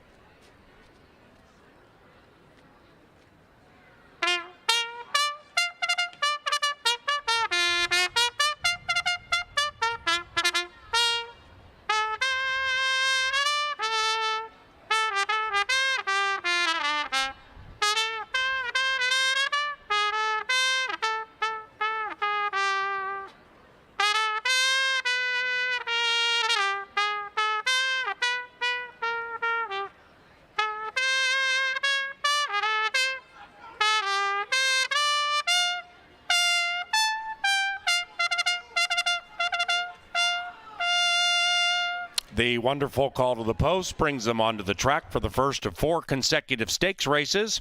This is the Canterbury Park Distance Challenge, and here they are. Number 1 is Fastest Leader, ridden by David Pinone. Deanna Anderson owns, and Bob Johnson trains. R. Allen Hibshaw trains number 2. Lotta Looking PYC. This one is owned by Stephen Whiting's Whiting Ranch. The rider, Kelsey Haar. Stormy Smith rides number 3, Faster Than Hasta, for the estate of John G. Johnson. The trainer, Bob Johnson. Number 4, Jessup V. and Nick Goodwin for Kavanaugh Quarter Horses and trainer Clint Crawford. Austin Watterson owns number 5, Cold Brewster. The trainer, Dirk Peary. The rider, Gonzalo Gutierrez. And Luis Valenzuela rides number 6, High on America, for owners Jeremy Newton and Connie Nobles. The trainer, Ed Ross Hardy. 5 minutes.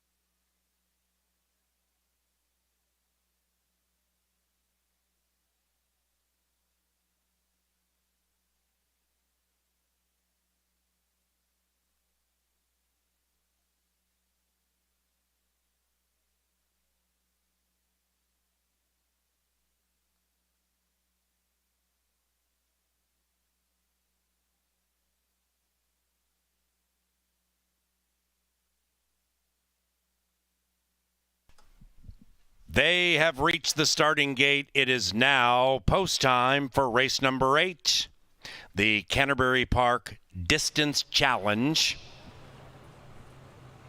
And Cold Brewster getting the majority of the late win wagering, 6-5. Fastest leader and Faster Than Hasta, each 3-1. Moving in line now.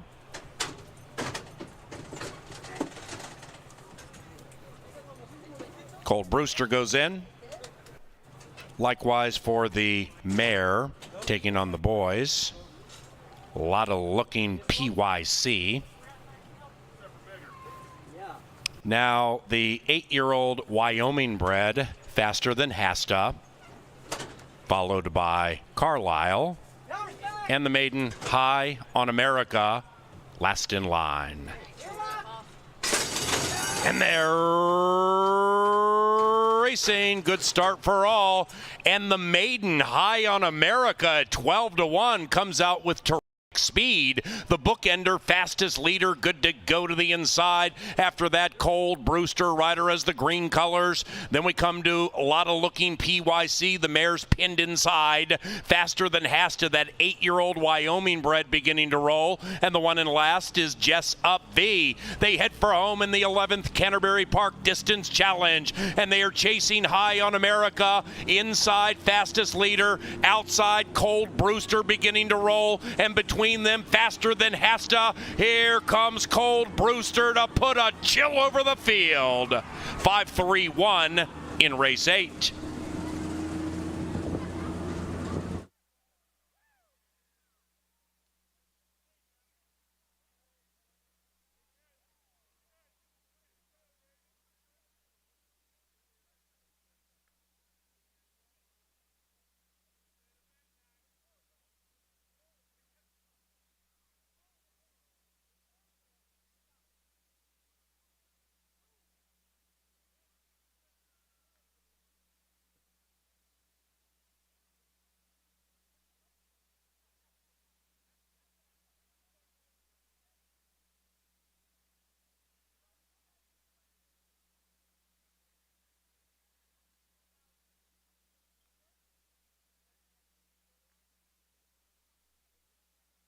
Five, Cold Brewster first. Second, 3, Faster Than Hasta. And third, 1, Fastest Leader.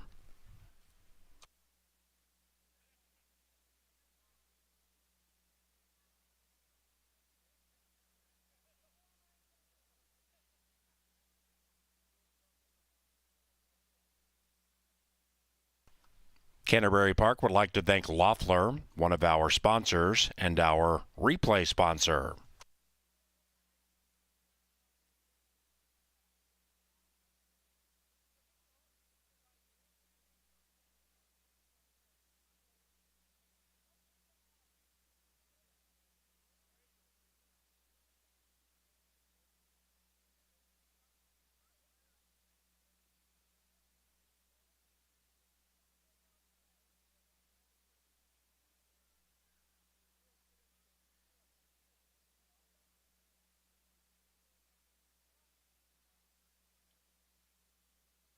High on America fourth.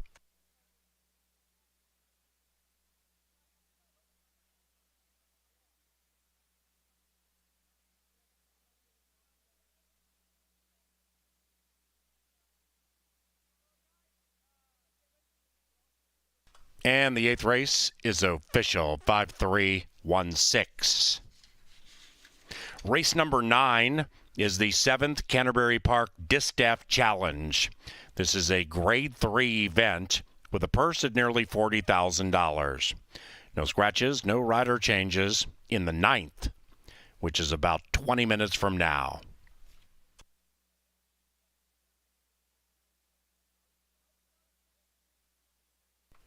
Canterbury Park would like to welcome to the winner's enclosure our Assistant Racing Secretary and Quarter Horse Racing Secretary, Miss Amber Carlisle. Miss Carlisle is in the winner's circle to make the trophy presentation to the winning connections of Cold Brewster and Gonzalo Gutierrez. The winning owner, Austin Watterson, and the winning trainer, Dirk Peary. Cold Brewster is a 5-year-old bay son of I'm a Fancy PYC out of Crescent Shore. Foaled in Oklahoma by Dustin Cox.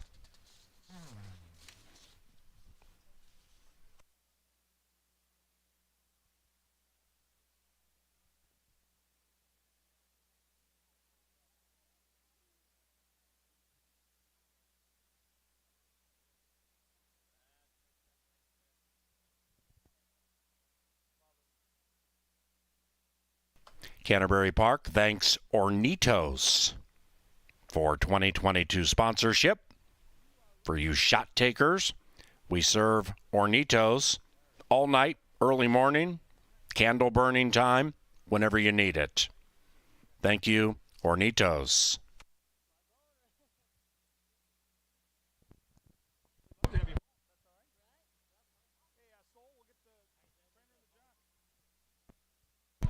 You'll have to have that halter busted.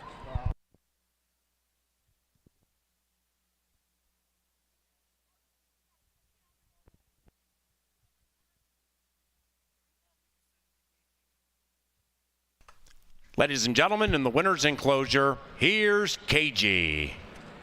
Yeah, we got the jock, we got the trainer. We'll start with you, Dirk. This is a horse that ran here once last year. You don't have a lot of horses here. Got to be tough to find stakes for 870, and it's got to be great to ship and win. Oh, yeah. The thing that I want to tell you is I wish my wife could have been here, because this horse right here is one of the few she can take care of. I wish she was here. I'm sure she's watching. And Gonzalo, it looked like your horse tried to get out there around the turn. Looked like you had a handful of horse, but that had to be a challenge turning for home.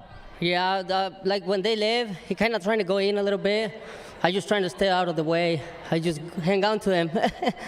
Well, you had a lot of horse and you got the money. And with these horses that go around a turn and go 870, how much different is it to train these type of quarter horses than the sprinters that just run straight lines? Because there's got to be a different foundation and workout regimen.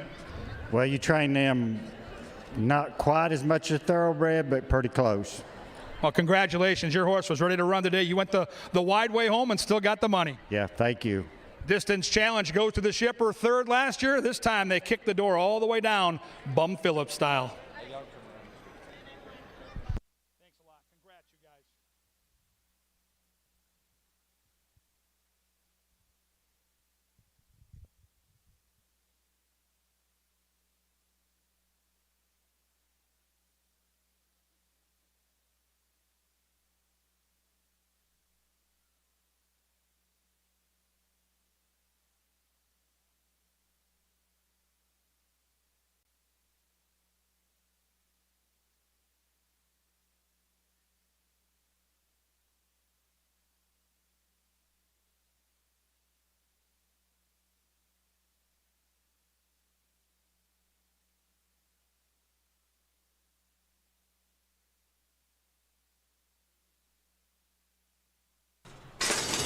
And they're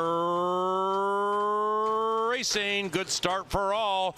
And the maiden, High on America at 12-1, comes out with terrific speed. The bookender, fastest leader, good to go to the inside. After that, Cold Brewster, rider as the green colors. Then we come to a lot of looking PYC. The mare's pinned inside. Faster than Hasta, that 8-year-old Wyoming bred beginning to roll. And the one in last is Jess Up V. They head for home in the 11th Canterbury Park Distance Challenge. And they are chasing High on America. Inside, fastest leader. Outside, Cold Brewster beginning to roll. And between them, faster than Hasta. Here comes Cold Brewster to put a chill over the field.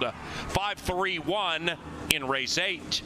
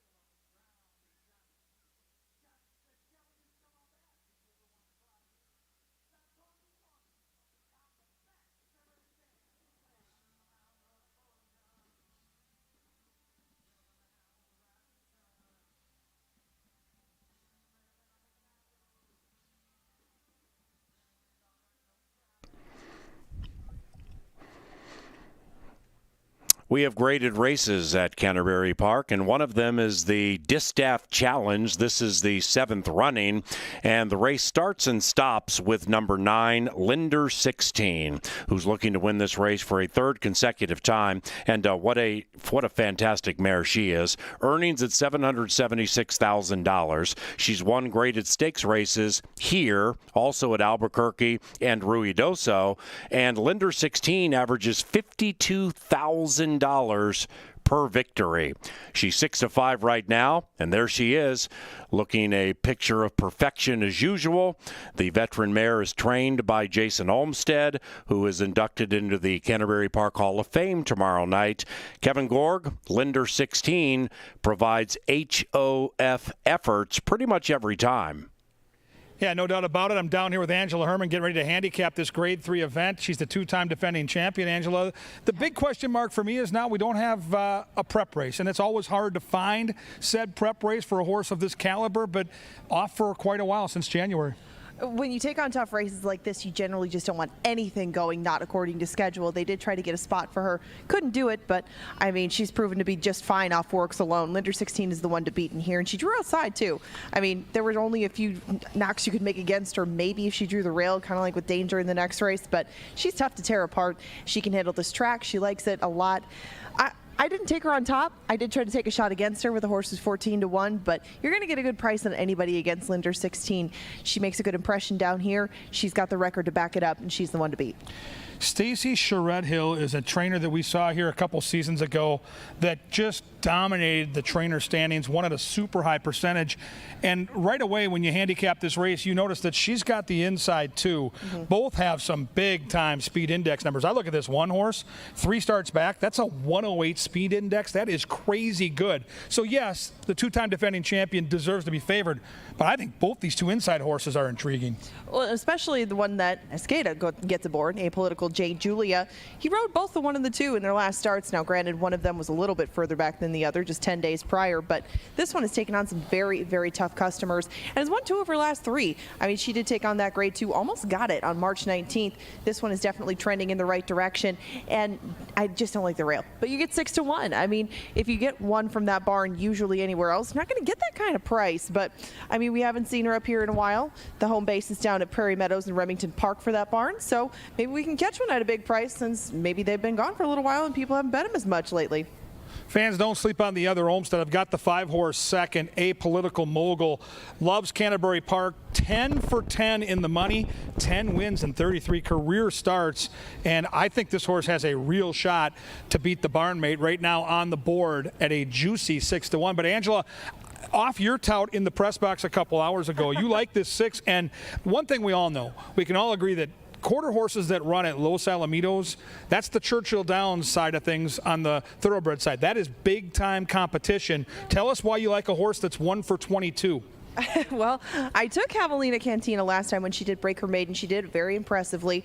And when you look back at those races at Los Al, not the ones at Zia or the ones at Remington, the ones at Los Al, she only raced against straight maidens, I believe, once or twice. She held her own against a lot of graded stakes company, no matter what they threw at her as far as distance, post, anything like that. She handled it very well. I mean, it's very rare to find horses that have this kind of record and have made 6 figures. She fits that bill. She's a big, nice-looking mare, and I think that she could possibly pull the upset, as it seems that she likes it out here. And I know that she can handle the distance. She can handle a lot. And, you know, she has some recency to her, where some of these have not raced lately, including Linder 16, who looks awesome down here. Javelina Cantina might just be in the right spot at the right time. We find out. We find out what she's got against winners, and tough ones at that, as opposed to the maiden groups.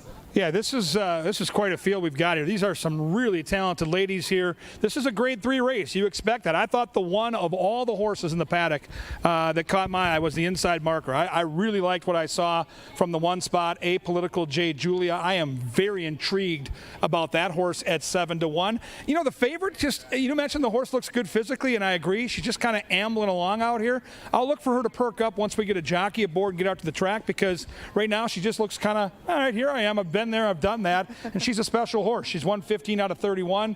Jock is up right now. What a cool looking field. And like I mentioned, don't sleep on the other Olmsted horse from the 5 spot. This is a really good betting race. If the 9 horse doesn't win, the Try-and Super really could pay some big numbers here. If the 9 wins, you got to get some bombers underneath. It's a $30,000 grade 3 race at 400 yards.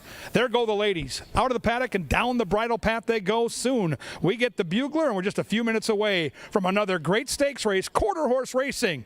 Race number 9 coming up. Go get your bets in now.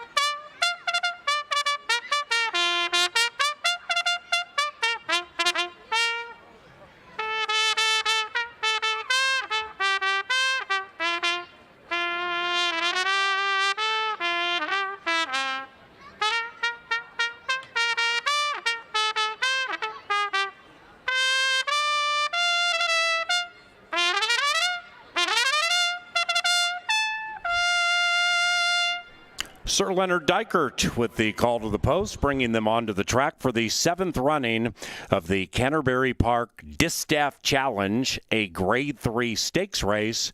And here they are. Number 1 is Apolitical J. Julia, owned by Kent Jackson, trained by Stacy Charette Hill. Christian Escada in for the ride. Likewise for Jonathan Dominguez, who rides number 2, Valiant Miss Priss. This one is owned and trained by Stacy Charette Hill. Randy Vega rides number 3, Dugan Chapel Baby. Owned by Whiting Ranch, Dugan Chapel Baby is trained by Alan Hibshaw.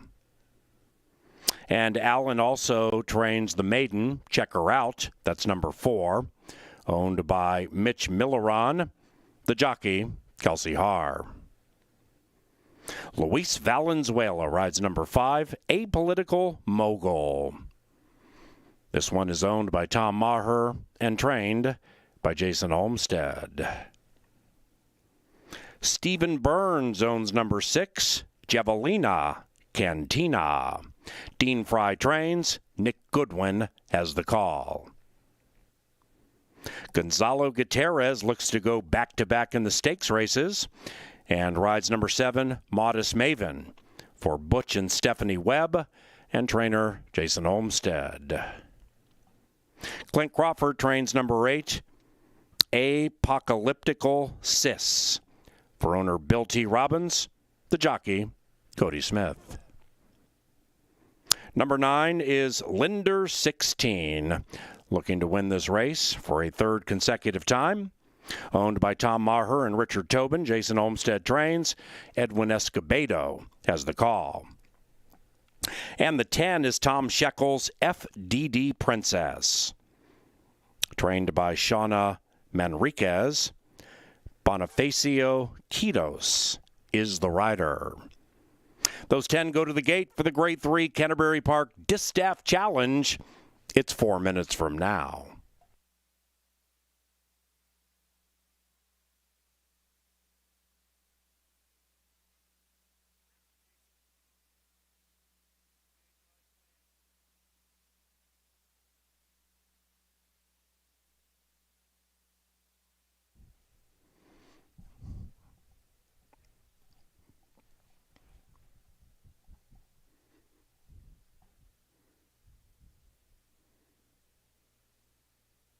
Yeah, we're in the same boat.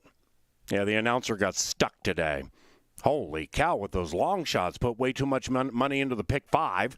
So now we got to go to chasing with some quarter horse activity in the final 3 races of the card. So the question, what do these 3 have in common? You have Harry Babcock, a pole vaulter. You have Dick Nolan, formerly a coach of the New Orleans Saints and San Francisco 49ers. And here is table tennis immortality. This is Miss Jennifer Johnson. What do Babcock, Nolan, and Johnson all have in common? The answer, they are Westchester County, New York natives, and the area code there is 914. The Chaser sniffed that out. $20 straight pick 3, 914. I mean, this 9 can't lose, right? Right?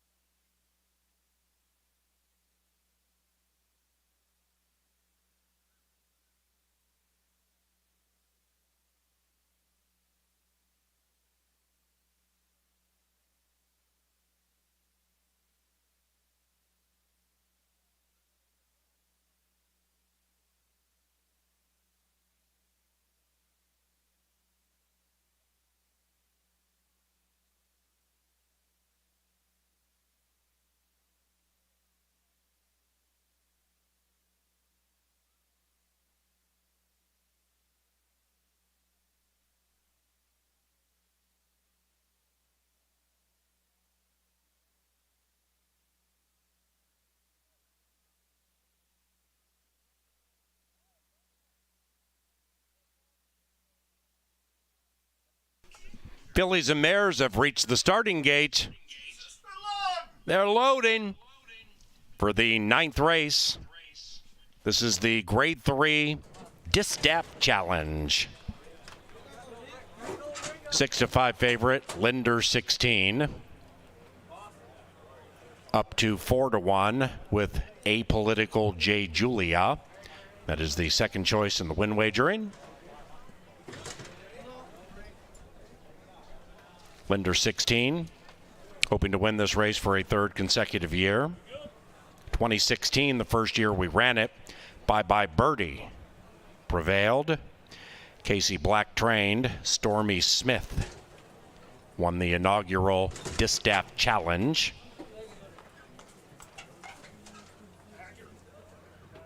Trainer Jason Olmstead has won this race 4 of the last 5 times. Twice with Linder 16.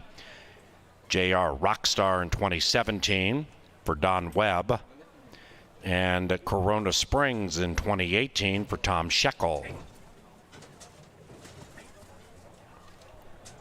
Number 2, Valiant Miss Priss. Next to go in. Check her out is a maiden. And that one will follow Miss Priss. A political mogul spinning about behind the gate.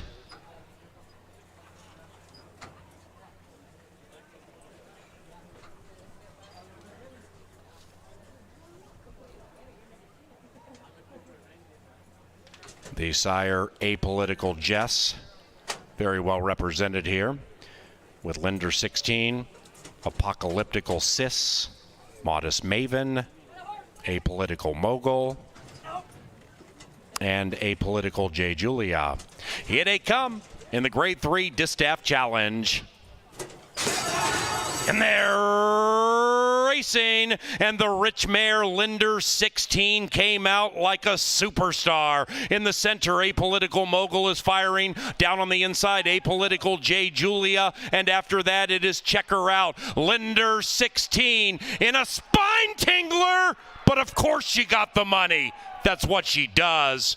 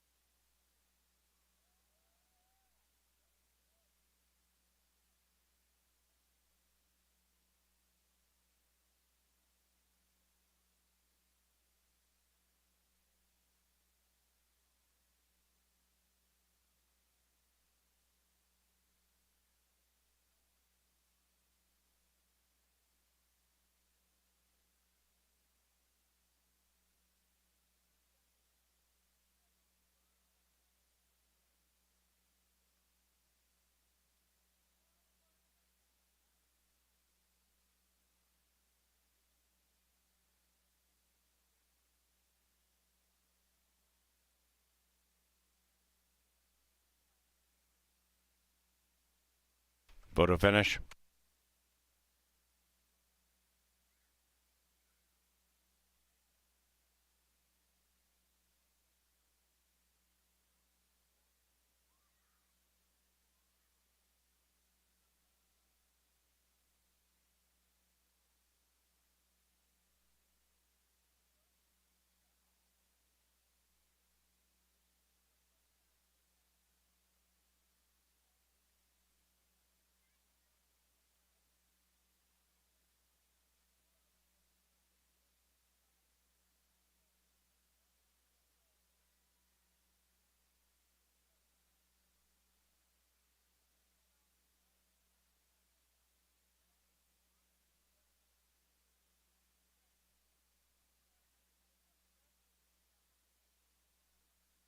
Result of the photo shows the winner is number 9, Linder 16.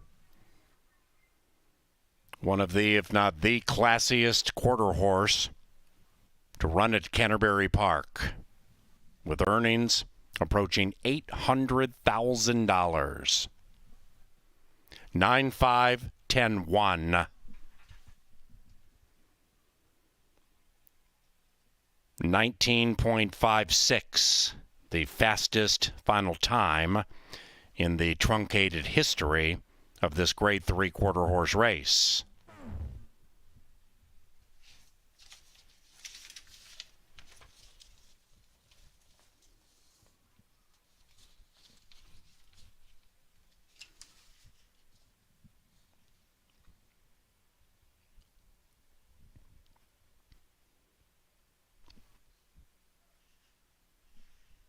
The quality mare, undefeated at Canterbury, 4-for-4, 9-for-17 at this distance overall.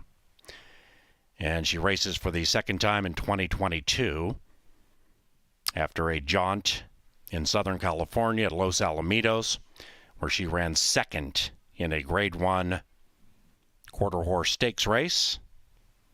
Gets her first victory of the year at CBY, and it's official.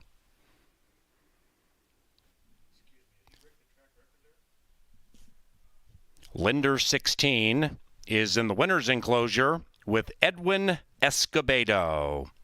The winning owners, Tom Maher and Richard Tobin, and the winning trainer, Jason Olmstead.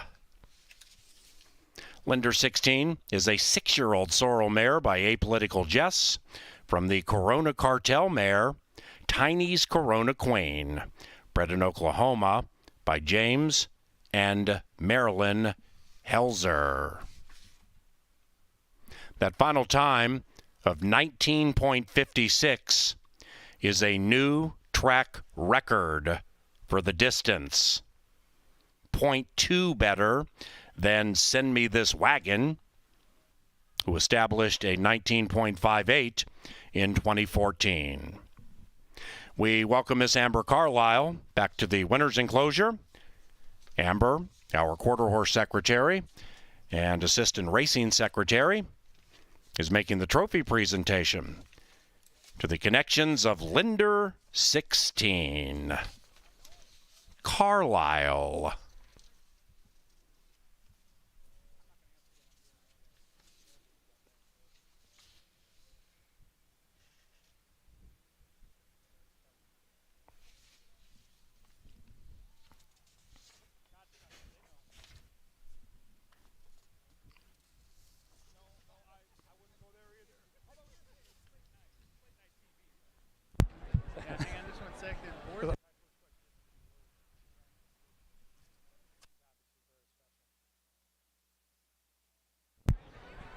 Well, KG, the mare averages $52,000 a victory and just set a track record at Canterbury Park.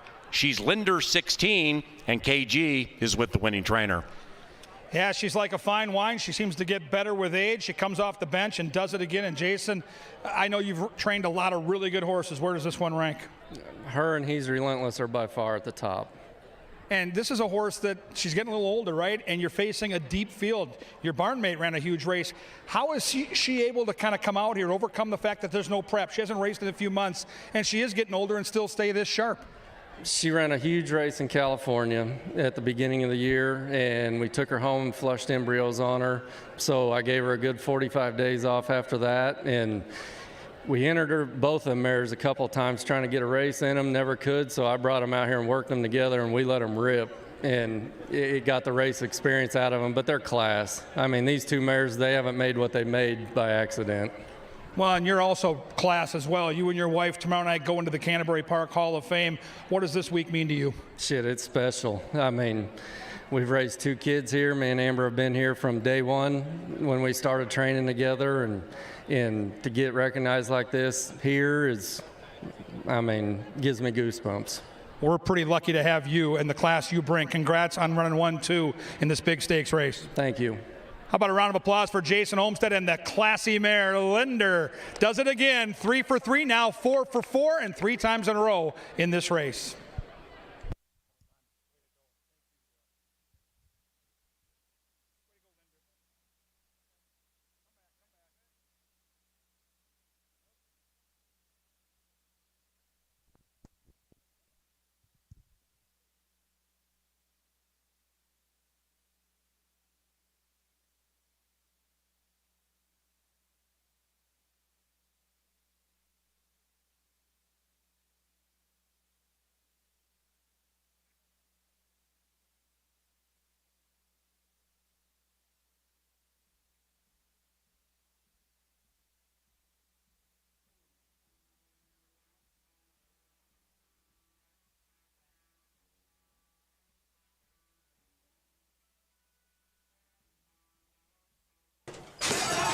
And they're racing, and the rich mare Linder 16 came out like a superstar. In the center, Apolitical Mogul is firing. Down on the inside, Apolitical J. Julia, and after that it is Check Her Out. Linder 16 in a spine tingler, but of course she got the money.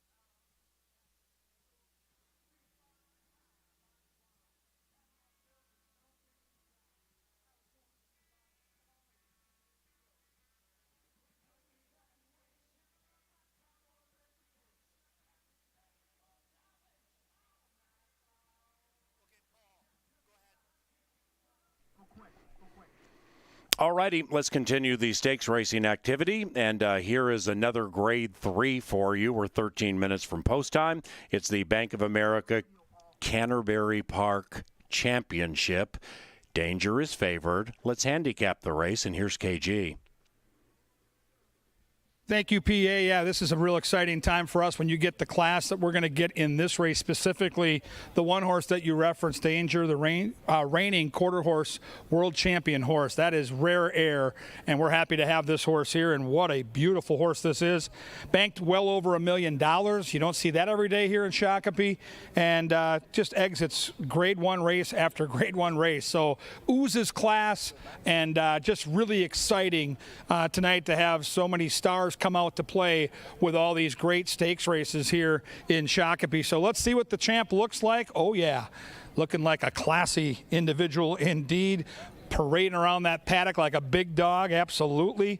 There's Mr. Smith, who'll be back in the saddle, and that's the regular rider. I think that is a big-time edge when you look at these stakes races. They go all over the country. They ship here, they ship there. When you get the regular rider, the horse knows the jock knows the horse, and this guy knows how to win races. Look at the career record. 16 career wins, 3 for 4 here at Canterbury, and going to be a real handful in this race. Now, I've got the race 1, 4, and 5. Let's take a look at the betting, and you can see that the wagering public believes there is at least a chance for an upset, and why not? The soon-to-be Hall of Fame barn of Jason Olmstead, who just did it again with Edwin Escobedo and Linder 16. This horse, again, looks like a horse that's on the rise, and when Olmstead gets a horse sharp, you have to respect that barn. And this horse comes off a giant effort against grade 2 competition, sent off at over 11-1 odds, and was involved in a photo at the wire. 2 starts at Canterbury, never worse than second. And I'll say this, the 4 is quite the picture out here in the paddock, looking really good. Healthy coat. Love the muscle on the hindquarters. Love the way this Olmstead charge looks in the paddock. And certainly if the big champ on the inside doesn't bring the A game, the 4 horse certainly looks good enough to get the money. Outside is the 5. Now the 5 horse is 15-1. I have this horse third in my analysis, and we've already seen Gutierrez in the winner's circle, and so another Olmstead horse. And when Mr. Olmstead has multiple horses in the gate, I always try to take a peek at the longer shot, and that's exactly who this horse is. We're getting a leg up right now. Last time we saw this horse was at Remington. It was back in May, so the horse got a freshening, and you just saw a horse went off a long layoff in Linder 16. So Jason Olmstead can bring him ready fair and square. How about the price, too? 15-1 on the other Olmstead. So there it is. It's another graded race. It's a 440-yard dash with a purse of $50,000. It's the late daily double as we sail on this special stakes night. Quarter horse racing right now. The champ is Danger. Can anyone get Danger at the wire here? A monster on display. What fun to have this horse here. There are the grid of selections. The stakes horses are heading to the track. Soon we take the bugler, Leonard Dykert, and you get your bets in and watch and wager and truly be a part of history. Enjoy.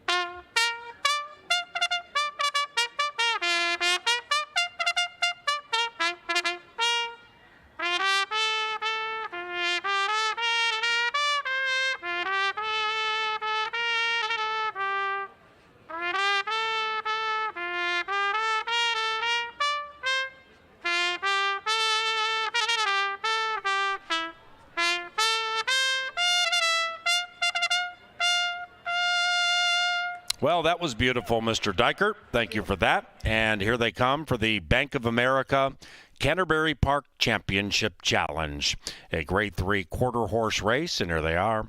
Number 1 is Danger. And this 6-year-old is ridden by Cody Smith, trained by Dean Fry. Dean is one of the owners, along with Downtime Enterprises and Billy G. Smith. Number 2 is Sherry Miller's Fly the Coop, trained by Clint Crawford. Bonifacio Quiros is the rider. Luis Valenzuela has the call aboard number 3, Apolitical Hero. This one is owned by Tom Maher, Paul Ludeman, and Richard Tobin. Jason Olmstead is the trainer. And Jason also trains number 4, Juice is Loose. For Tom Maher and Stephen Williams, the rider, Edwin Escobedo. Gonzalo Gutierrez rides number 5, CR Apolitical Joe. For trainer Jason Olmstead, the owners, Richard and Kurt Tobin. 5 minutes.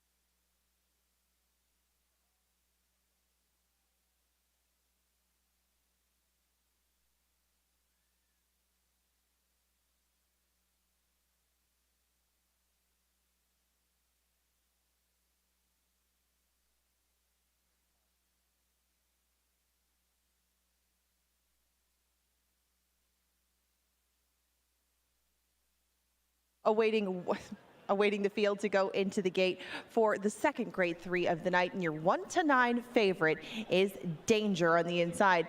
I mean, of the energetic warm-ups that everybody else is getting in the field, especially the outside 2 runners who are getting a little frisky, Danger has just strolled right around the track. I mean, he emits the air of a horse that's going for win number 17 in his 29th start. I mean, he's won over $1.6 million, and he shows it on the track. Very classy-looking individual. Danger remains your 1-9 favorite. I mean, the next closest on the board is Juices Loose at 9-2, who I mentioned did get a little bit energetic in the warm-up. He got kind of warm, but these are a group of pros, led, of course, by Danger on the rail. But nothing really to report from the warm-up other than all eyes are on him, and if there is an upset, another one on a night filled with upsets, this will be the biggest one of them all. Paul? They have reached the starting gate, and it's post time for the 7th running of the Bank of America Canterbury Park Championship Challenge. 3rd consecutive year, this has been G3. Danger has won the race 2 consecutive years. Yes. As Angela just mentioned, Danger the 1-9 favorite. And Danger had $10,000 on him in the show pool first click. Danger, averaging $104,000 per victory, is in. And here they come. Danger came out beautifully, not so much for Fly the Coop in the Bank of America Canterbury Park Championship Challenge, and Danger jumps them by 3 in the early stages. It is Danger leading it from Juices Loose, an apolitical hero, but there's danger at Canterbury Park.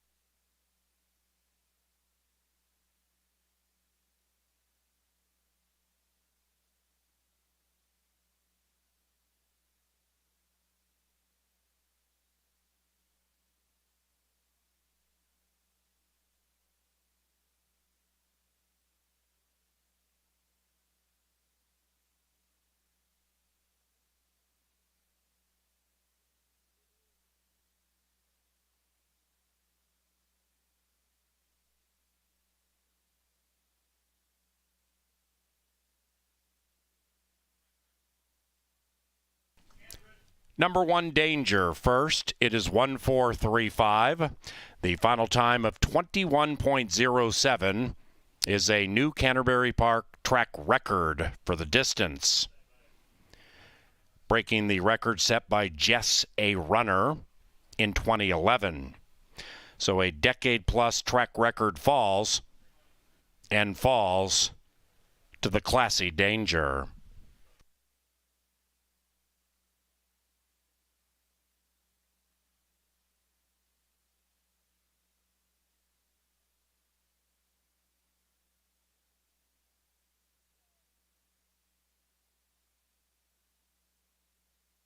The penultimate is official. Our final live race this evening is the Bob Morehouse Stakes for $38K. It's the 23rd running. No scratches, no rider changes. The 11th, 20 minutes from now.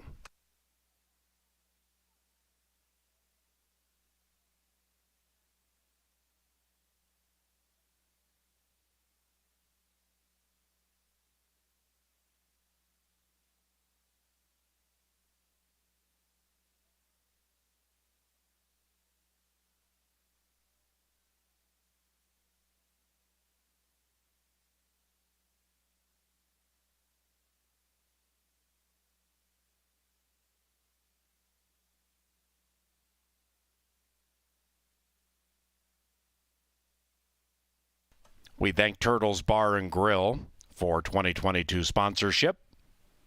And we also welcome Amber Carlisle back to the winner's circle. We have a trophy and belt buckles for the winning connections of the Championship Challenge. Amber is our assistant racing secretary and quarter horse racing secretary. Danger won this one from Shakopee to South Beach.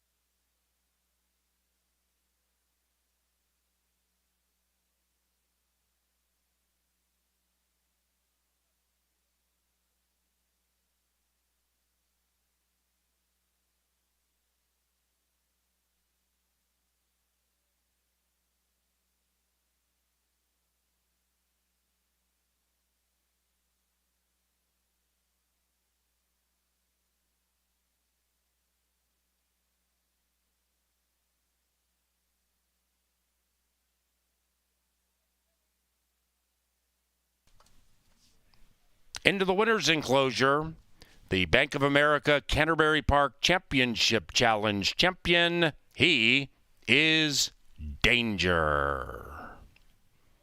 The owners, Dean Fry, Downtime Enterprises, and Billy G. Smith. Dean Fry's the trainer, and Cody Smith, the rider.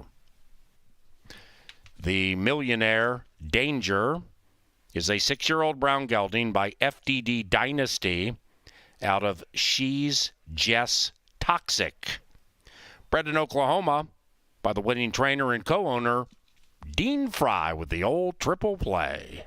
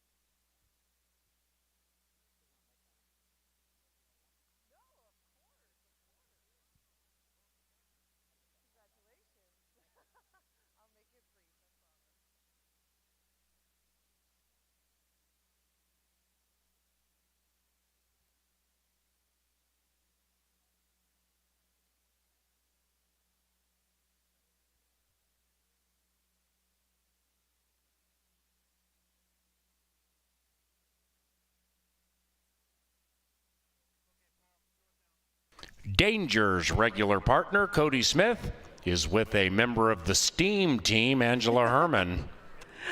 I do have Cody Smith just for a minute, and gosh, from 30-1 in his second start here at Canterbury to 1-9 tonight to pick up your third edition of this race in a row. Take us through it from your perspective. It's got to be such a thrill to come back here and win it again with him. Yeah, absolutely. Anytime you get to ride him, it's a thrill. But he got away with them tonight, and then basically it was just a good work for him. I never rolled my whip over or nothing. I just kind of let him cruise down through there. You have been his partner for quite some time, and now that he's 6, what do you think has been the most positive change for him in the last few years that you've ridden him? I mean, what have you noticed about him as he's matured? I mean, I can't really put my thumb on nothing just in particular, but he just keeps growing and just getting a little bit faster. When you think he's as good as one could get, he shows you something a little more. Well, keep enjoying the ride. Congratulations, and enjoy it. Another win on Danger. Just another day at the office for you guys. Thank you. He comes home victorious at 1-9, another repeat champ on our Grade 3 night.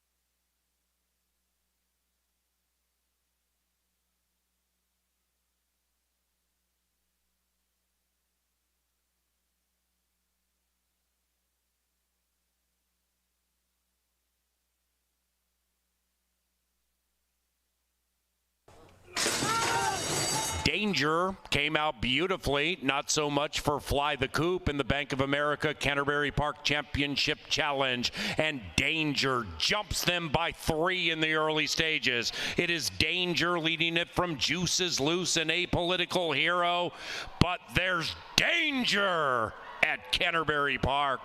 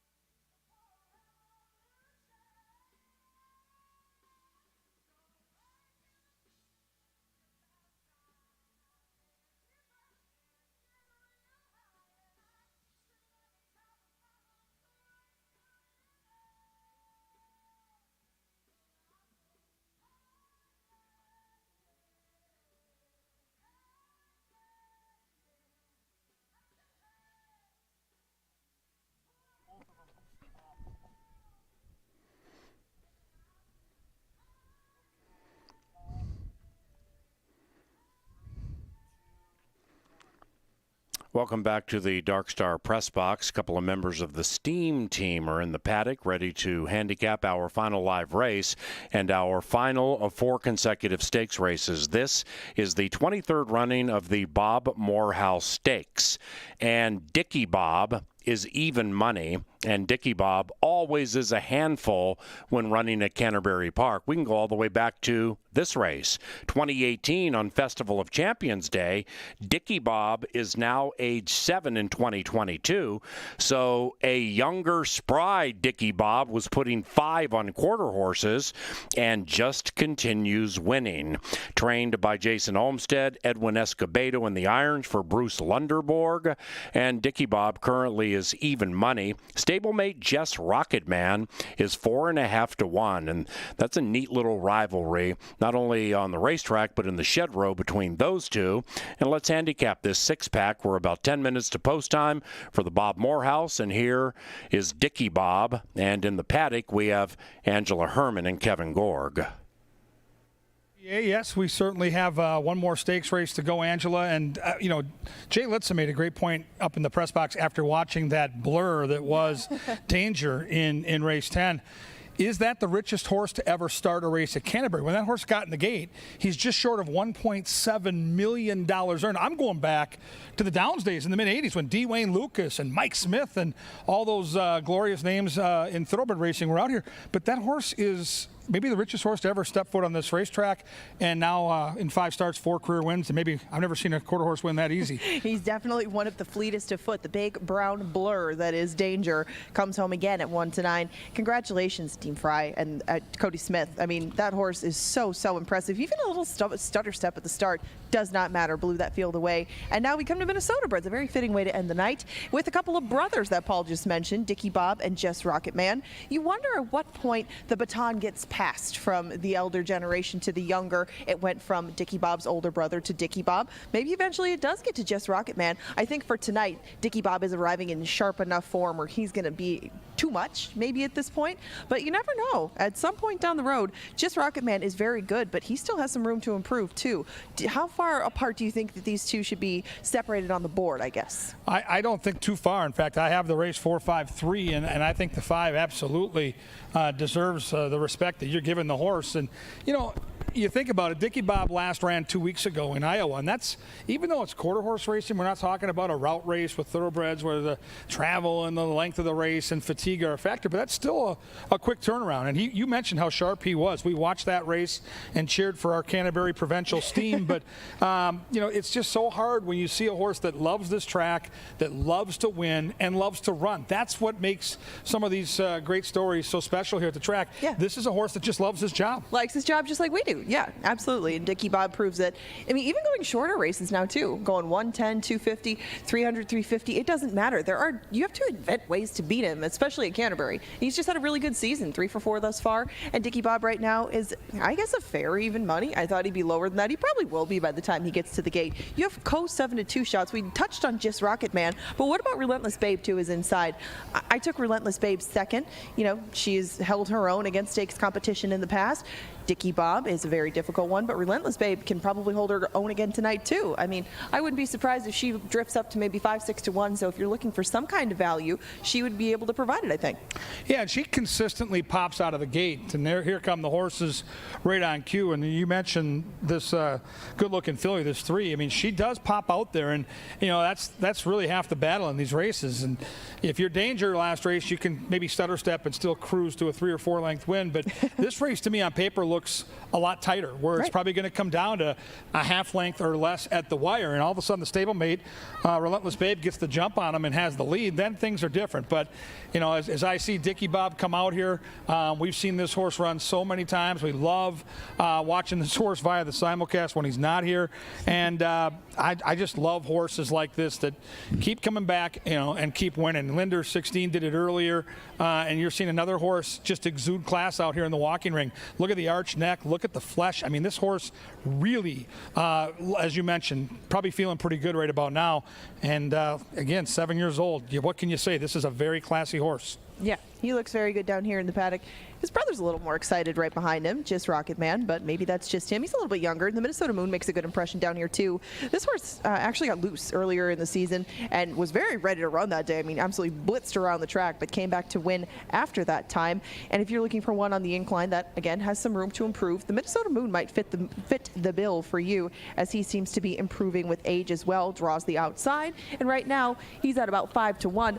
I mean, we don't have selections outside of that on the board, but you can make a case for the inside too as well. I mean, Western Reserve is 3 for 14 lifetime, but doesn't need any sort of set of circumstances, I don't think. I didn't love the rail draw for this one, but she makes a good impression down here in the paddock too. A little warm. It's humid out here tonight. They're all looking very good, very professional. Yeah, I think the one's a sneaky long shot here. You mentioned it. Ed Ross Hardy, 5 for 9 in the exacta, and this is a horse that the last couple times out has faced open company at tracks outside of Canterbury. You go back to a stakes race against state breds as recent as last September, this horse was second behind Jess Rocketman. So this horse has the class to compete with this caliber of horse.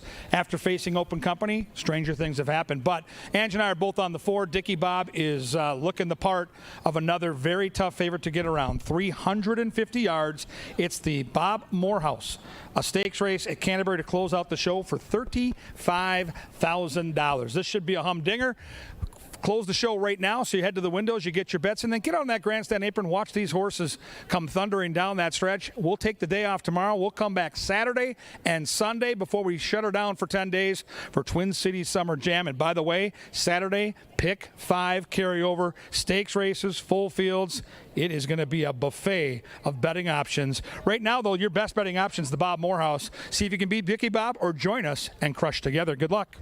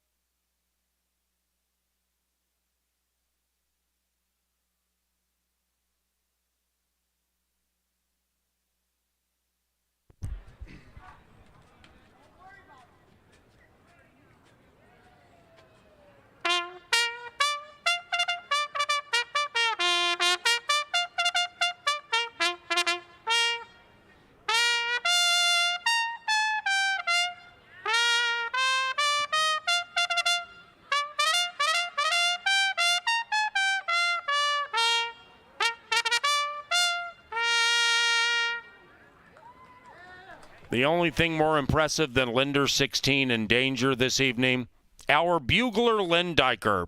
Round of applause, ladies and gentlemen. Great job. Here they are for the $38,000 Bob Morehouse Stakes, the 23rd running.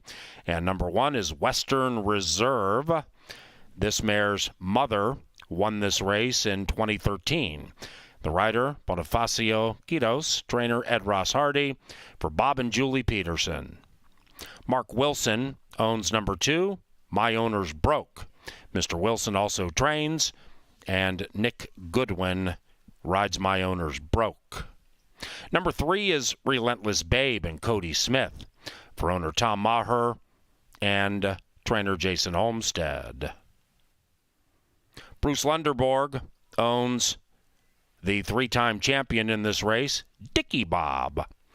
Dickie Bob is ridden by Edwin Escobedo and the trainer, Jason Olmstead. Jason also trains number 5, Jess Rocket Man. Luis Valenzuela rides, and Bruce Lunderborg owns.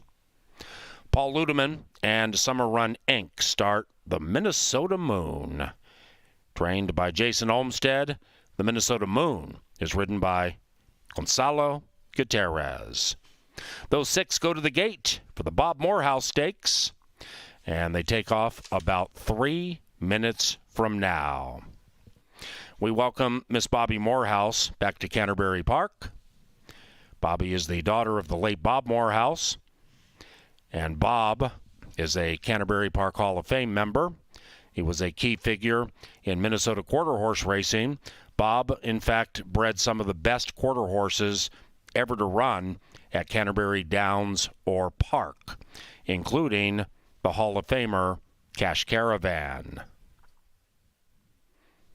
Miss Bobby also is a Canterbury Park Hall of Fame member. Our Hall of Fame celebration is tomorrow evening, where trainer Jason Olmstead will be inducted with a couple others. Bobby, in the 1980s, worked arduously to help pass the pari-mutuel wagering bill that made Canterbury Park a reality. Welcome to the winner's circle and the racetrack, Miss Morehouse, family, and friends, and thank you for joining.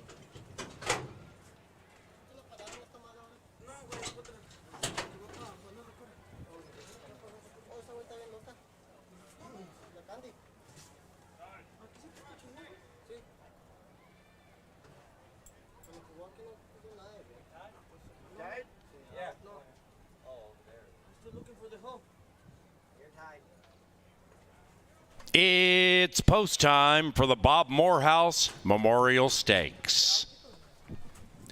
Dickie Bob 4-5. Stablemate Jess Rocketman 8-5. Dickie Bob goes in. And the Minnesota Moon last in line. It's the 23rd Bob Morehouse Stakes. And they're racing. Dickie Bob got bumped a little bit shortly after the start, but recovered okay and takes the lead. Outside of that, Jess Rocketman, Western Reserve. Between them is Relentless Babe. Far outside, the Minnesota Moon. Dickie Bob in a photo with the stablemate Jess Rocketman.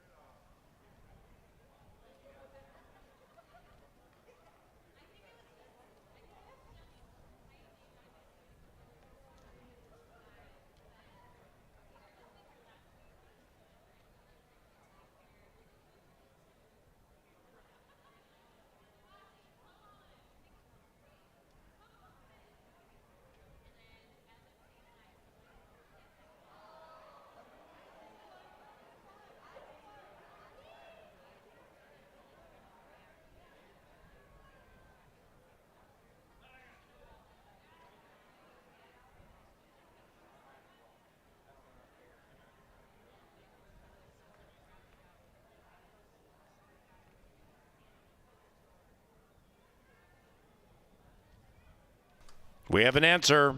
Result of the photo shows Dickie lost by a bob. 5-4, 6-1. Jess Rocketman, the Bob Morehouse champion.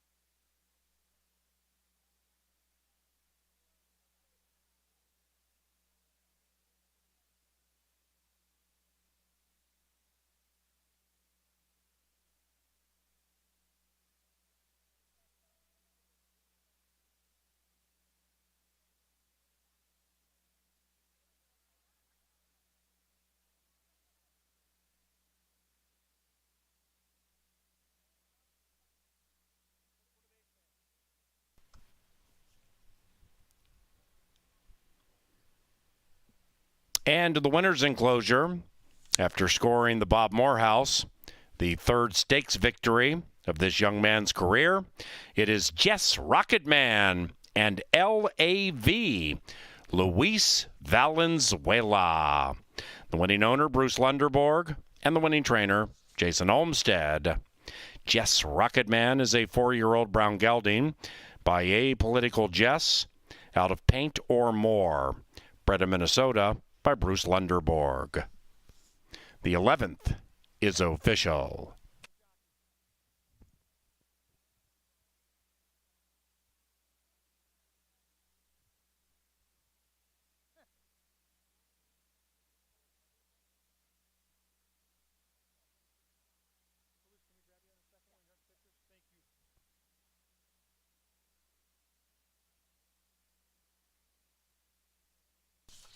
Once again, we want to welcome Canterbury Hall of Famer Miss Bobby Morehouse to the winner's circle.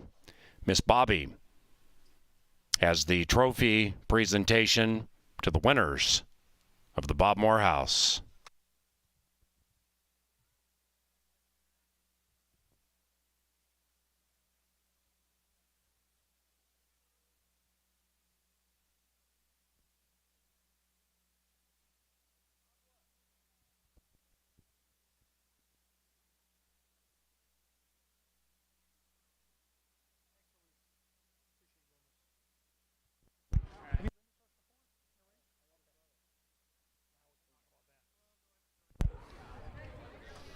Let's head down to the winner's circle, and here's KG.